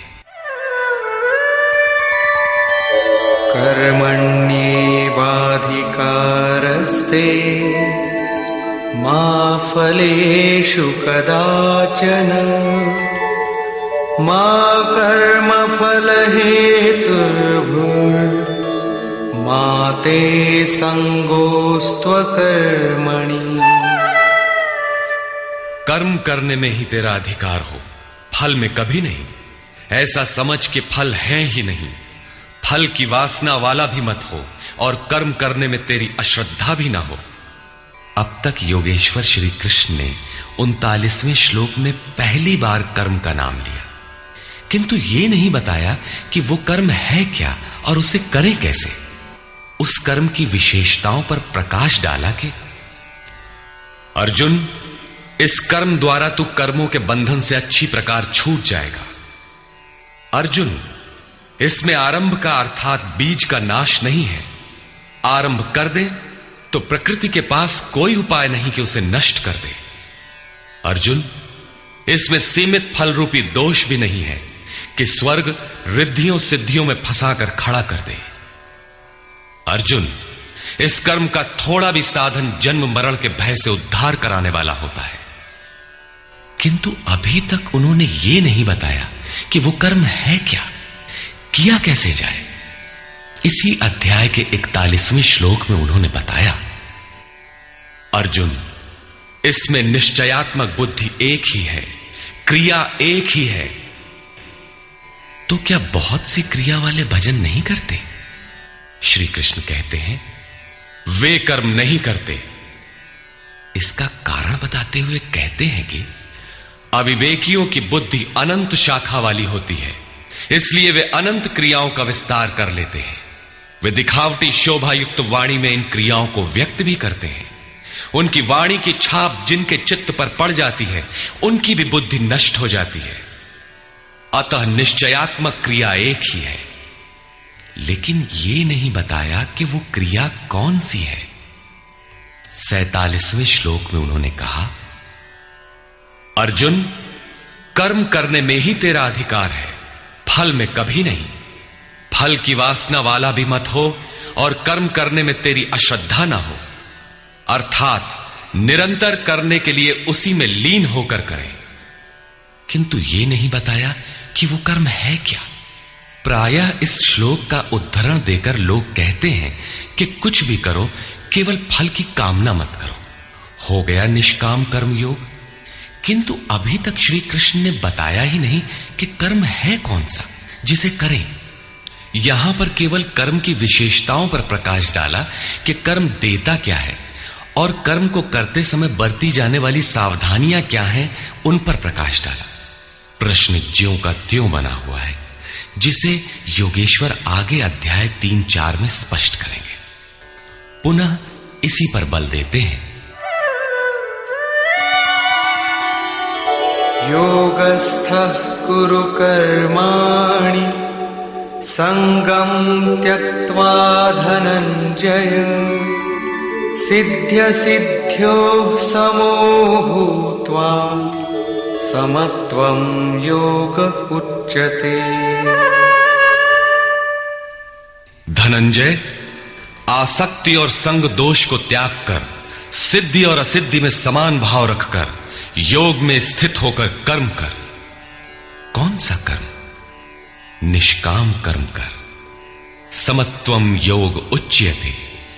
ये समत्व भाव ही योग कहलाता है। विषमता जिसमें ना हो ऐसा भाव समत्व कहलाता है। रिद्धियां सिद्धियां विषम बनाती हैं, आसक्ति हमें विषम बनाती है, फल की इच्छा विषमता पैदा करती है। इसीलिए फल की वासना न हो, फिर भी कर्म करने में अश्रद्धा ना हो। देखी सुनी सभी वस्तुओं में आसक्ति का त्याग करके प्राप्ति और अप्राप्ति के विषय में न सोचकर केवल योग में स्थित रहते हुए कर्म कर। योग से चित्त चलायमान ना हो। योग एक पराकाष्ठा की स्थिति है और एक प्रारंभ की स्थिति भी होती है। प्रारंभ में भी हमारी दृष्टि लक्ष्य पर ही रहनी चाहिए। अतः योग पर दृष्टि रखते हुए कर्म का आचरण करना चाहिए। समत्व भाव अर्थात सिद्धि और असिद्धि में समभाव ही योग कहलाता है। जिसको सिद्धि और असिद्धि विचलित नहीं कर पाती, विषमता जिसमें पैदा नहीं होती, ऐसा भाव होने के कारण यह समत्व योग कहलाता है। यह इष्ट से समत्व दिलाता है, इसीलिए इसे समत्व योग कहते हैं। कामनाओं का सर्वथा त्याग है, इसलिए इसे निष्काम कर्म योग कहते हैं। कर्म करना है, इसलिए इसे कर्म योग कहते हैं। परमात्मा से मेल कराता है, इसलिए इसका नाम योग अर्थात मेल है। इसमें बौद्धिक स्तर पर ध्यान रखना पड़ता है कि सिद्धि और असिद्धि में समभाव रहे, आसक्ति न हो, फल की वासना न आने पाए। इसलिए यही निष्काम कर्म योग बुद्धि योग भी कहा जाता है। दूरेण ह्यवरं कर्म बुद्धियोगात् धनंजय बुद्धौ शरणमन्विच्छ कृपणाः फलहेतवः। धनंजय, अवरम कर्म, निकृष्ट कर्म, वासना वाले कर्म बुद्धि योग से अत्यंत दूर है। फल की कामना वाले कृपण हैं। वे आत्मा के साथ उदारता नहीं बरतते। अतः समत्व बुद्धि योग का आश्रय ग्रहण कर। जैसी कामना है वैसा मिल भी जाए तो उसे भोगने के लिए शरीर धारण करना पड़ेगा। आवागमन बना है तो कल्याण कैसा? साधक को तो मोक्ष की भी वासना नहीं रखनी चाहिए, क्योंकि वासनाओं से मुक्त होना ही तो मोक्ष है। फल की प्राप्ति का चिंतन करने से साधक का समय व्यर्थ नष्ट हो जाता है और फल प्राप्त होने पर वो उसी फल में उलझ जाता है। उसकी साधना समाप्त हो जाती है। आगे वो भजन क्यों करे? वहां से वो भटक जाता है। इसलिए समत्व बुद्धि से योग का आचरण करें। ज्ञान मार्ग को भी श्री कृष्ण ने बुद्धि योग कहा था कि अर्जुन, ये बुद्धि तेरे लिए ज्ञान योग के विषय में कही गई। और यहां निष्काम कर्म योग को भी बुद्धि योग कहा गया। वस्तुतः दोनों में बुद्धि का दृष्टिकोण का ही अंतर है। उसमें लाभ हानि का रिकॉर्ड रखकर उसे जांच कर चलना पड़ता है। इसमें भी बौद्धिक स्तर पर समत्व बनाए रखना पड़ता है। इसलिए इसे समत्व बुद्धि योग कहा जाता है। इसलिए धनंजय, तू समत्व बुद्धि योग का आश्रय ग्रहण कर, क्योंकि फल की वासना वाले अत्यंत कृपण हैं। बुद्धियुक्तो जहातीह उभे सुकृत दुष्कृते तस्माद्योगाय युज्यस्व योगः कर्मसु कौशलम्। समत्व बुद्धि युक्त पुरुष पुण्य पाप दोनों को ही इसी लोक में त्याग देता है, उनसे लिपायमान नहीं होता। इसलिए समत्व बुद्धि योग के लिए चेष्टा कर। योगः कर्मसु कौशलम, समत्व बुद्धि के साथ कर्मों का आचरण कौशल ही योग है। संसार में कर्म करने के दो दृष्टिकोण प्रचलित हैं। लोग कर्म करते हैं तो उसका फल भी अवश्य चाहते हैं, या फल न मिले तो कर्म करना ही नहीं चाहते। किंतु योगेश्वर श्री कृष्ण इन कर्मों को बंधनकारी बताते हुए आराधना को एकमात्र कर्म मानते हैं। इस अध्याय में उन्होंने कर्म का नाम मात्र लिया। अध्याय 3 के 9वें श्लोक में उसकी परिभाषा दी और चौथे अध्याय में कर्म के स्वरूप पर विस्तार से प्रकाश डाला। प्रस्तुत श्लोक में श्री कृष्ण ने सांसारिक परंपरा से हटकर कर्म करने की कला बताई कि कर्म तो करो, श्रद्धा पूर्वक करो, किंतु फल के अधिकार को स्वेच्छा से छोड़ दो। फल जाएगा कहां? यही कर्मों के करने का कौशल है। निष्काम साधक की समग्र शक्ति इस प्रकार कर्म में लगी रहती है। फिर भी जिज्ञासा स्वाभाविक है कि क्या सदैव कर्म ही करते रहना है या इसका कुछ परिणाम भी निकलेगा? इसे देखें। कर्मजं बुद्धियुक्ता हि फलं त्यक्त्वा मनीषिणः जन्मबन्धविनिर्मुक्ताः पदं गच्छन्त्यनामयम्।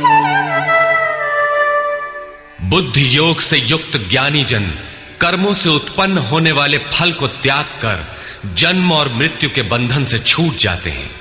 वे निर्दोष अमृतमय परम पद को प्राप्त होते हैं। अर्जुन की दृष्टि त्रिलोकी के साम्राज्य तथा देवताओं के स्वामीपन तक ही सीमित थी। इतने तक के लिए भी वो युद्ध में प्रवृत्त नहीं हो रहा था। यहां श्री कृष्ण उसे नवीन तथ्य उद्घाटित करते हैं कि आसक्ति रहित कर्म द्वारा अनामय पद प्राप्त होता है। निष्काम कर्म योग परम पद को दिलाता है, जहां मृत्यु का प्रवेश नहीं है। इस कर्म में प्रवृत्ति कब होगी? यदा ते मोह कलिलं बुद्धिर्व्यतितरिष्यति तदा गन्तासि निर्वेदं श्रोतव्यस्य श्रुतस्य च।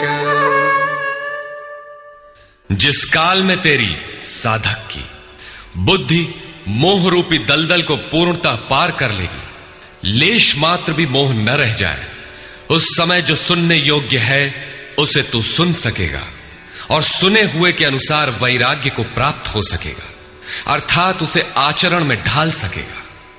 अभी तो जो सुनने लायक है उसे न तो तू सुन पाया है और आचरण का तो प्रश्न ही नहीं खड़ा होता। इसी योग्यता पर पुनः प्रकाश डालते हैं। श्रुति विप्रतिपन्ना ते यदा स्थास्यति निश्चला समाधावचला बुद्धि तदा योगमवाप्स्यसि।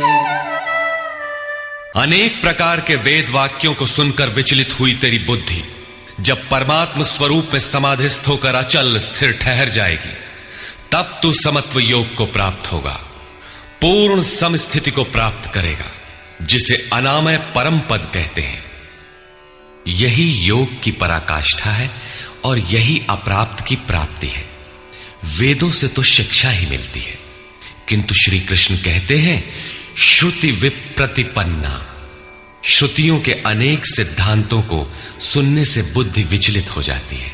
सिद्धांत तो अनेकों सुने, लेकिन जो सुनने योग्य है लोग उससे दूर ही रहते हैं।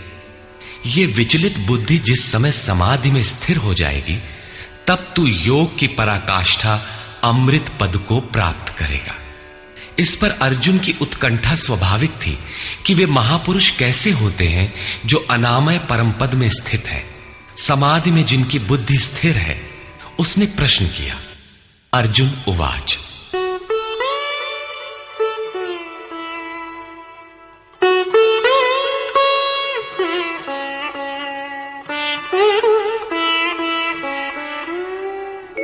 स्थितप्रज्ञस्य का भाषा समाधिस्थस्य केशव स्थितधिः किं प्रभाषेत किमासीत व्रजेत किम्। समाधीयते चित्तम यस्मिन् स आत्मा एव समाधिः। जिसमें चित्त का समाधान किया जाए वो आत्मा ही समाधि है। अनादि तत्व में जो समत्व प्राप्त कर ले उसे समाधिस्थ कहते हैं। अर्जुन ने पूछा, केशव, समाधिस्थ स्थिर बुद्धि वाले महापुरुष के क्या लक्षण हैं? स्थित प्रज्ञ पुरुष कैसे बोलता है, वो कैसे बैठता है, वो कैसे चलता है? 4 प्रश्न अर्जुन ने किए। इस पर भगवान श्री कृष्ण ने स्थित प्रज्ञ के लक्षण बताते हुए कहा। श्री भगवान उवाच।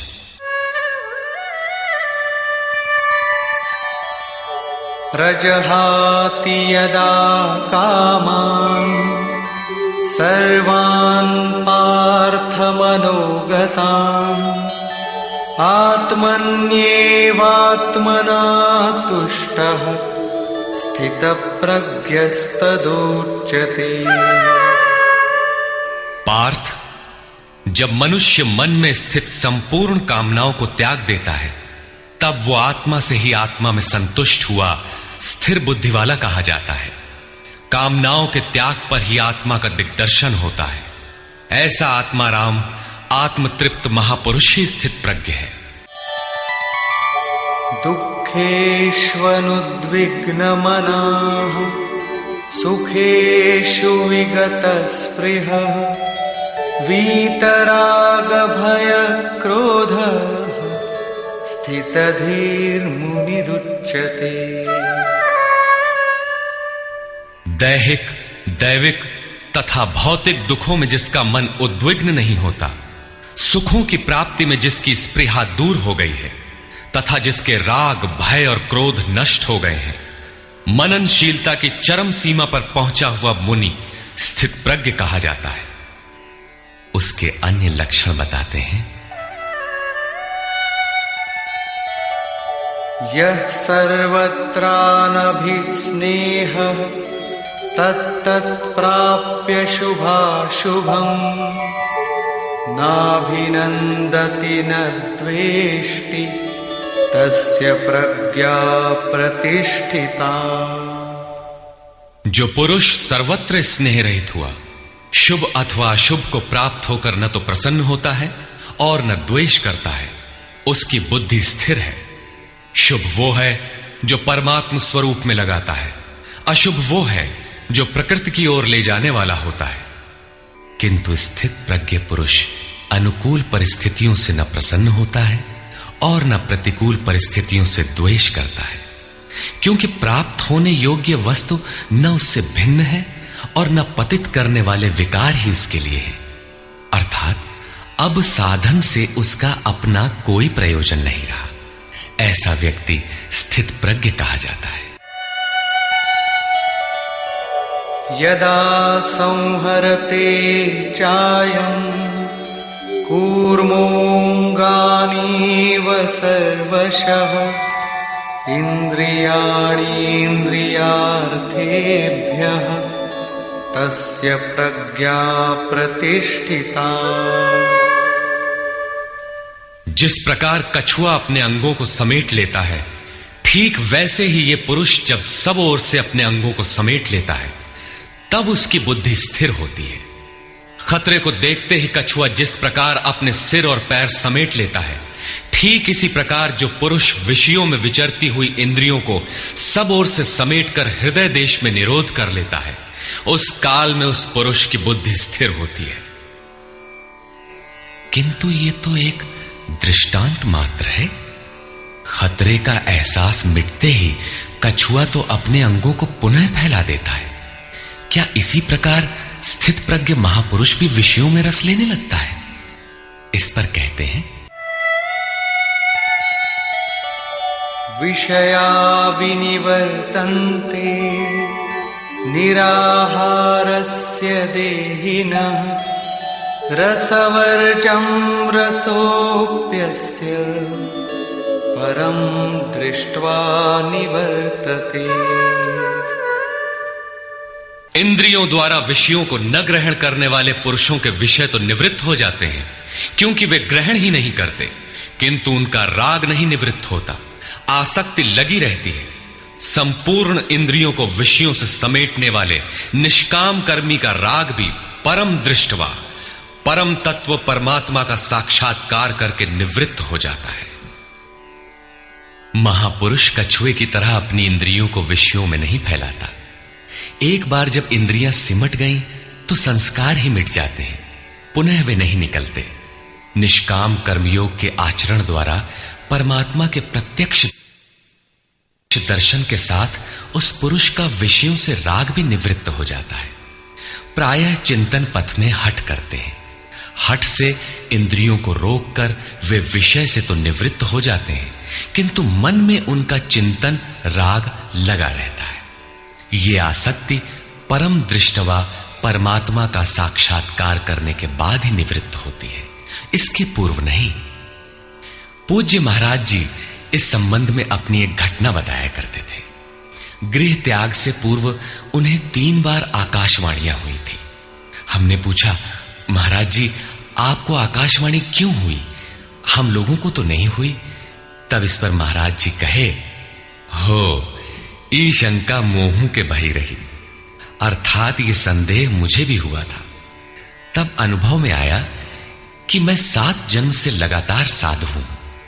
4 जन्म तो केवल साधुओं सा वेश बनाए, तिलक लगाए, कहीं विभूति पोते, कहीं कमंडलु लिए विचरण कर रहा हूं। योग क्रिया की जानकारी नहीं थी, लेकिन पिछले 3 जन्म से बढ़िया साधु हूं, जैसा होना चाहिए। मुझ में योग क्रिया जागृत थी।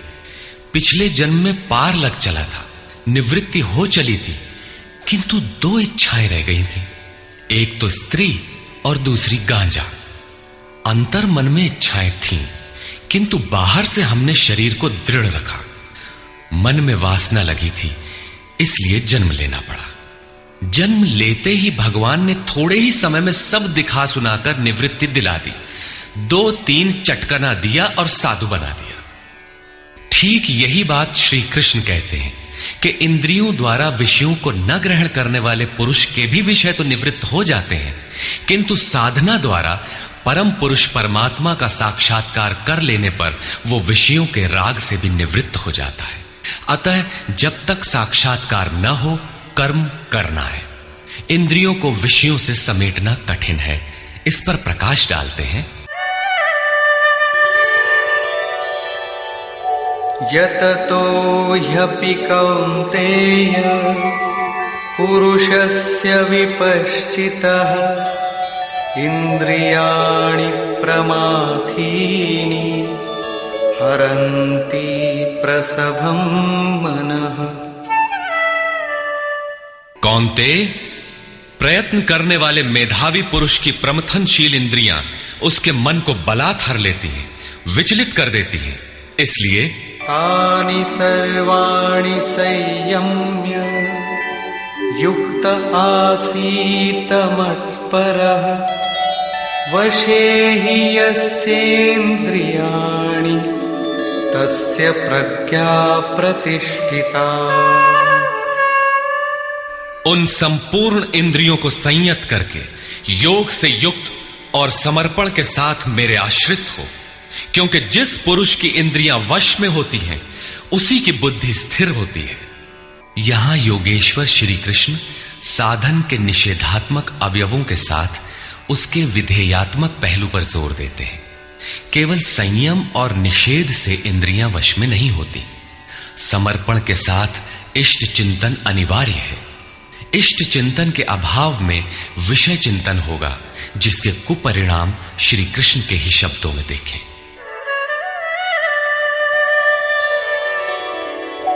ध्यायतो विषयान् पुंसः संगस्तेषूपजायते संगात् संजायते कामः कामात् क्रोधोऽभिजायते।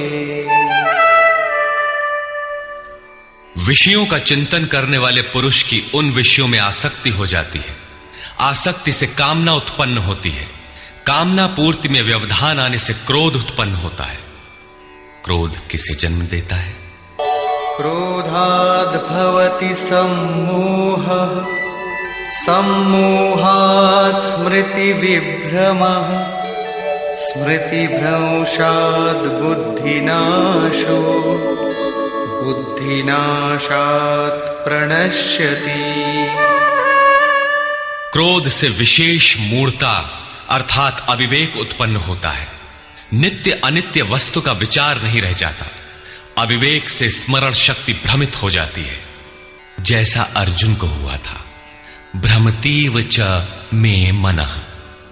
गीता के समापन पर उसने कहा, नष्टो मोह स्मृतिर्लब्धा। क्या करें क्या न करें इसका निर्णय नहीं हो पाता। स्मृति भ्रमित होने से योग परायण बुद्धि नष्ट हो जाती है और बुद्धि नाश होने से ये पुरुष अपने श्रेय साधन से च्युत हो जाता है। यहां श्री कृष्ण ने बल दिया है कि विषयों का चिंतन नहीं करना चाहिए। साधक को नाम रूप लीला और धाम में ही कहीं लगे रहना चाहिए। भजन में ढील देने पर मन विषयों में जाएगा। विषयों के चिंतन से आसक्ति हो जाती है। आसक्ति से उस विषय की कामना साधक के अंतर मन में होने लगती है। कामना की पूर्ति में व्यवधान होने पर क्रोध, क्रोध से अविवेक, अविवेक से स्मृति भ्रम और स्मृति भ्रम से बुद्धि नष्ट हो जाती है। निष्काम कर्म योग को बुद्धि योग कहा जाता है, क्योंकि बुद्धि स्तर पर इसमें विचार रखना चाहिए कि कामनाएं न आने पाए। फल है ही नहीं। कामना आने से यह बुद्धि योग नष्ट हो जाता है। साधन करिय विचारहीन मन शुद्ध होए नहीं तैसे। विचार आवश्यक है। विचार शून्य पुरुष श्रेय साधन से नीचे गिर जाता है। साधन क्रम टूट जाता है, सर्वथा नष्ट नहीं होता। भोग के पश्चात साधन वहीं से पुनः आरंभ होता है जहां अवरुद्ध हुआ था। ये तो विषयाभिमुख साधक की गति है। स्वाधीन अंतःकरण वाला साधक किस गति को प्राप्त होता है? इस पर श्री कृष्ण कहते हैं,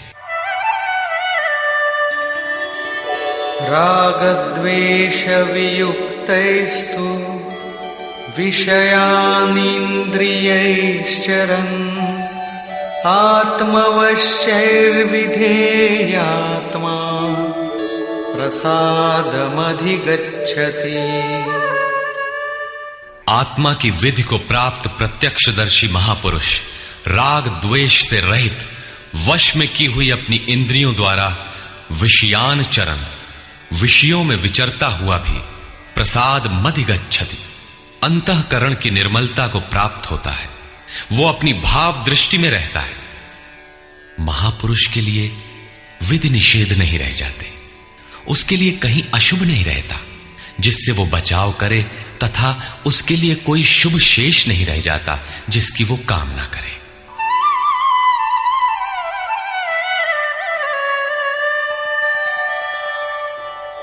प्रसादे सर्वदुःखानां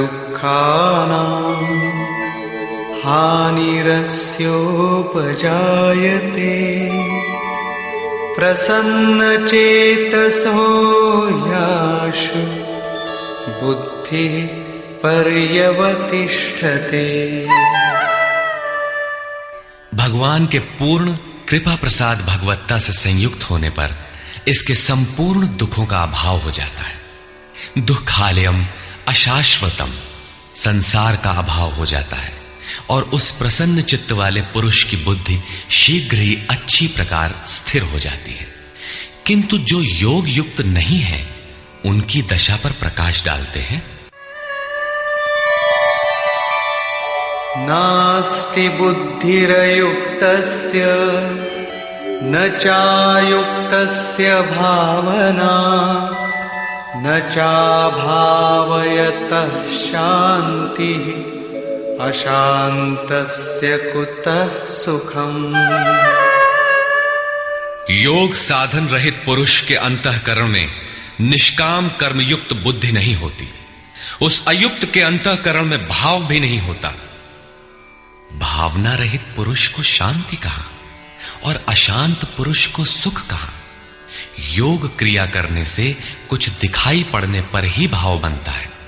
जाने बिनु ना होई प्रतीति, भावना बिना शांति नहीं मिलती। और शांति रहित पुरुष को सुख अर्थात शाश्वत सनातन की प्राप्ति नहीं होती। इंद्रियाणां हि चरतां यन्मनोनुविधीयते तदस्य हरति प्रज्ञां वायुर्नावमिवाम्भसि। जल में नाव को जिस प्रकार वायु हरण करके गंतव्य से दूर कर देता है, ठीक वैसे ही विषयों में विचरण करती हुई इंद्रियों में जिस इंद्रिय के साथ मन रहता है, वो एक ही इंद्रिय उस अयुक्त पुरुष की बुद्धि को हर लेती है। अतः योग का आचरण अनिवार्य है। क्रियात्मक आचरण पर श्री कृष्ण पुनः बल देते हैं।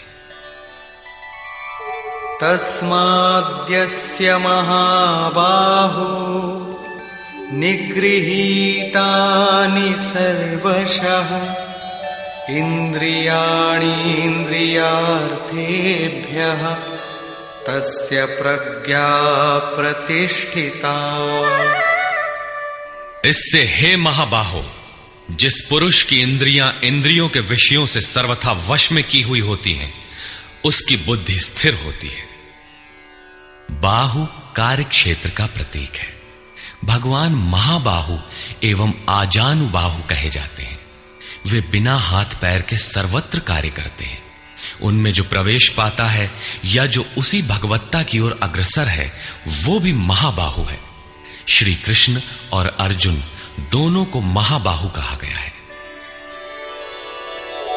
या निशा सर्वभूतानां तस्यां जागर्ति संयमी यस्यां जागृति भूतानि सा निशा पश्यतो मुनि। संपूर्ण भूत प्राणियों के लिए वो परमात्मा रात्रि के तुल्य है, क्योंकि दिखाई नहीं देता, न विचार ही काम करता है, इसलिए रात्रि सदृश है। उस रात्रि में परमात्मा में संयमी पुरुष भली प्रकार देखता है, चलता है, जागता है, क्योंकि वहां उसकी पकड़ है। योगी इंद्रियों के संयम द्वारा उसमें प्रवेश पा जाता है। जिन नाशवान सांसारिक सुख भोग के लिए संपूर्ण प्राणी रात दिन परिश्रम करते हैं, योगी के लिए वही निशा है। रमा विलासु राम अनुरागी तजत बमन जिमि जन बड़ भागी। जो योगी परमार्थ पथ में निरंतर सजग और भौतिक ऐषणाओं से सर्वथा निष्प्रिय होता है, वही उस इष्ट में प्रवेश पाता है। वो रहता तो संसार में ही है, किंतु संसार का उस पर प्रभाव नहीं पड़ता। महापुरुष की इस रहनी का चित्रण देखें। आपूर्यमाणमचल प्रतिष्ठम् समुद्रमाप प्रविशन्ति यद्वत् तद्वत् कामायं प्रविशन्ति सर्वे स शान्तिमाप्नोति न कामकामी। जैसे सब ओर से परिपूर्ण अचल प्रतिष्ठा वाले समुद्र में नदियों के जल उसको चलायमान न करते हुए बड़े वेग से उसमें समा जाते हैं, ठीक वैसे ही परमात्मा में स्थित प्रज्ञ पुरुष में संपूर्ण भोग विकार उत्पन्न किए बिना समा जाते हैं। ऐसा पुरुष परम शांति को प्राप्त होता है, न कि भोगों को चाहने वाला। भयंकर वेग से बहने वाली सहस्त्रों नदियों के स्रोत फसल को नष्ट करते हुए, हत्याएं करते हुए, नगरों को डुबाते हुए, हाहाकार मचाते हुए बड़े वेग से समुद्र में गिरते हैं, किंतु समुद्र को न 1 इंच ऊपर उठा पाते हैं और न गिरा ही पाते हैं, बल्कि उसी में समाहित हो जाते हैं। ठीक इसी प्रकार स्थित प्रज्ञ महापुरुष के प्रति संपूर्ण भोग उतने ही वेग से आते हैं, किंतु समाहित हो जाते हैं। उन महापुरुषों में न शुभ संस्कार डाल पाते हैं न अशुभ। योगी के कर्म अशुक्ल और अकृष्ण होते हैं, क्योंकि जिस चित्त पर संस्कार पड़ते हैं उसका निरोध और विलीनीकरण हो गया। इसके साथ ही भगवत्ता की स्थिति आ गई। अब संस्कार पड़े भी तो कहां? इस एक ही श्लोक में श्री कृष्ण ने अर्जुन के कई प्रश्नों का समाधान कर दिया। उसकी जिज्ञासा थी कि स्थित प्रज्ञ महापुरुष के लक्षण क्या हैं, वो कैसे बोलता है, कैसे बैठता है, कैसे चलता है। श्री कृष्ण ने एक ही शब्द में उत्तर दिया कि वे समुद्रवत होते हैं। उनके लिए विधि निषेध नहीं होता कि ऐसे बैठो और ऐसे चलो। वे ही परम शांति को प्राप्त होते हैं, क्योंकि वे संयमी हैं। भोगों की कामना वाला शांति नहीं पाता। इसी पर पुनः बल देते हैं। विहाय कामान्यः सर्वान् पुमांश्चरति निःस्पृहः निर्ममो निरहंकारः स शान्तिमधिगच्छति। जो पुरुष संपूर्ण कामनाओं को त्याग कर निर्ममः, मैं और मेरे के भाव तथा अहंकार और स्पृहा से रहित होता हुआ बरतता है, वो उस परम शांति को प्राप्त होता है जिसके बाद कुछ भी पाना शेष नहीं रह जाता। एषा ब्राह्मी स्थितिः पार्थ नैनां प्राप्य विमुह्यति स्थित्वा स्यामन्तकालेऽपि ब्रह्मनिर्वाणमृच्छति।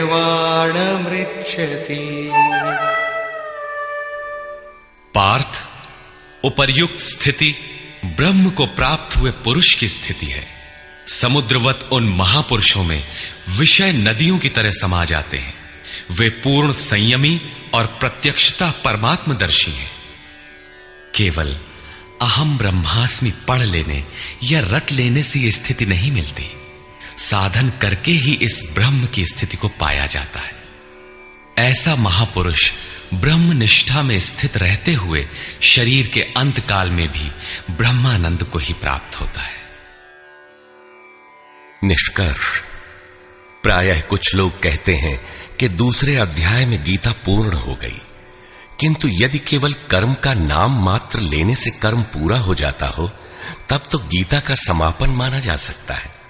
इस अध्याय में योगेश्वर श्री कृष्ण ने यही बताया कि अर्जुन, निष्काम कर्मयोग के विषय में सुन, जिसे जानकर तू संसार बंधन से छूट जाएगा।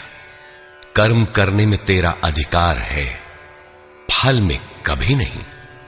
कर्म करने में तेरी अश्रद्धा भी ना हो, निरंतर करने के लिए तत्पर हो जा। इसके परिणाम में तू परम दृष्टवा, परम पुरुष का दर्शन कर स्थित प्रज्ञ बनेगा, परम शांति पाएगा। किंतु यह नहीं बताया कि कर्म है क्या। यह सांख्य योग नामक अध्याय नहीं है। यह नाम शास्त्रकार का नहीं अपितु टीकाकारों की देन है। वे अपनी बुद्धि के अनुसार ही ग्रहण करते हैं, तो आश्चर्य क्या है। इस अध्याय में कर्म की गरिमा, उसे करने में बरती जाने वाली सावधानी और स्थित प्रज्ञ के लक्षण बताकर श्री कृष्ण ने अर्जुन के मन में कर्म के प्रति उत्कंठा जागृत की है। उसे कुछ प्रश्न दिए हैं। आत्मा शाश्वत है, सनातन है, उसे जानकर तत्वदर्शी बनो। उसकी प्राप्ति के 2 साधन हैं, ज्ञान योग और निष्काम कर्म योग। अपनी शक्ति को समझकर हानि लाभ का स्वयं निर्णय लेकर कर्म में प्रवृत्त होना ज्ञान मार्ग है, तथा इष्ट पर निर्भर होकर समर्पण के साथ उसी कर्म में प्रवृत्त होना निष्काम कर्म मार्ग या भक्ति मार्ग है। गोस्वामी तुलसीदास ने दोनों का चित्रण इस प्रकार किया है। मोरे प्रौढ़ तनय सम ज्ञानी, बालक सुत समदास अमानी, जनहि मोर बल निज बल ताही, दुह कह काम क्रोध रिपु आही। मेरे दो प्रकार के भजने वाले हैं, एक ज्ञान मार्गी, दूसरा भक्ति मार्गी। निष्काम कर्म मार्गी या भक्ति मार्गी शरणागत होकर मेरा आश्रय लेकर चलता है। ज्ञान योगी अपनी शक्ति सामने रखकर अपनी हानि लाभ का विचार कर अपने भरोसे चलता है, जबकि दोनों के शत्रु एक ही हैं। ज्ञान मार्गी को काम क्रोधादि शत्रुओं पर विजय पाना है और निष्काम कर्म योगी को भी इन्हीं से युद्ध करना है। कामनाओं का त्याग दोनों करते हैं और दोनों मार्गों में किया जाने वाला कर्म भी एक ही है। इस कर्म के परिणाम में परम शांति को प्राप्त हो जाओगे। लेकिन यह नहीं बताया कि कर्म है क्या। अब आपके भी समक्ष कर्म एक प्रश्न है। अर्जुन के मन में भी कर्म के प्रति जिज्ञासा हुई। तीसरे अध्याय के आरंभ में ही उसने कर्म विषयक प्रश्न प्रस्तुत किया। अतः ओम तत्सदिति श्रीमद् भगवद गीता सूपनिषत्सु ब्रह्म विद्यायाम योग शास्त्रे श्री कृष्णार्जुन संवादे कर्म जिज्ञासा नाम द्वितीयो अध्यायः। इस प्रकार स्वामी अड़गड़ानंद कृत श्रीमद् भगवद गीता के भाष्य यथार्थ गीता का दूसरा अध्याय पूर्ण होता है।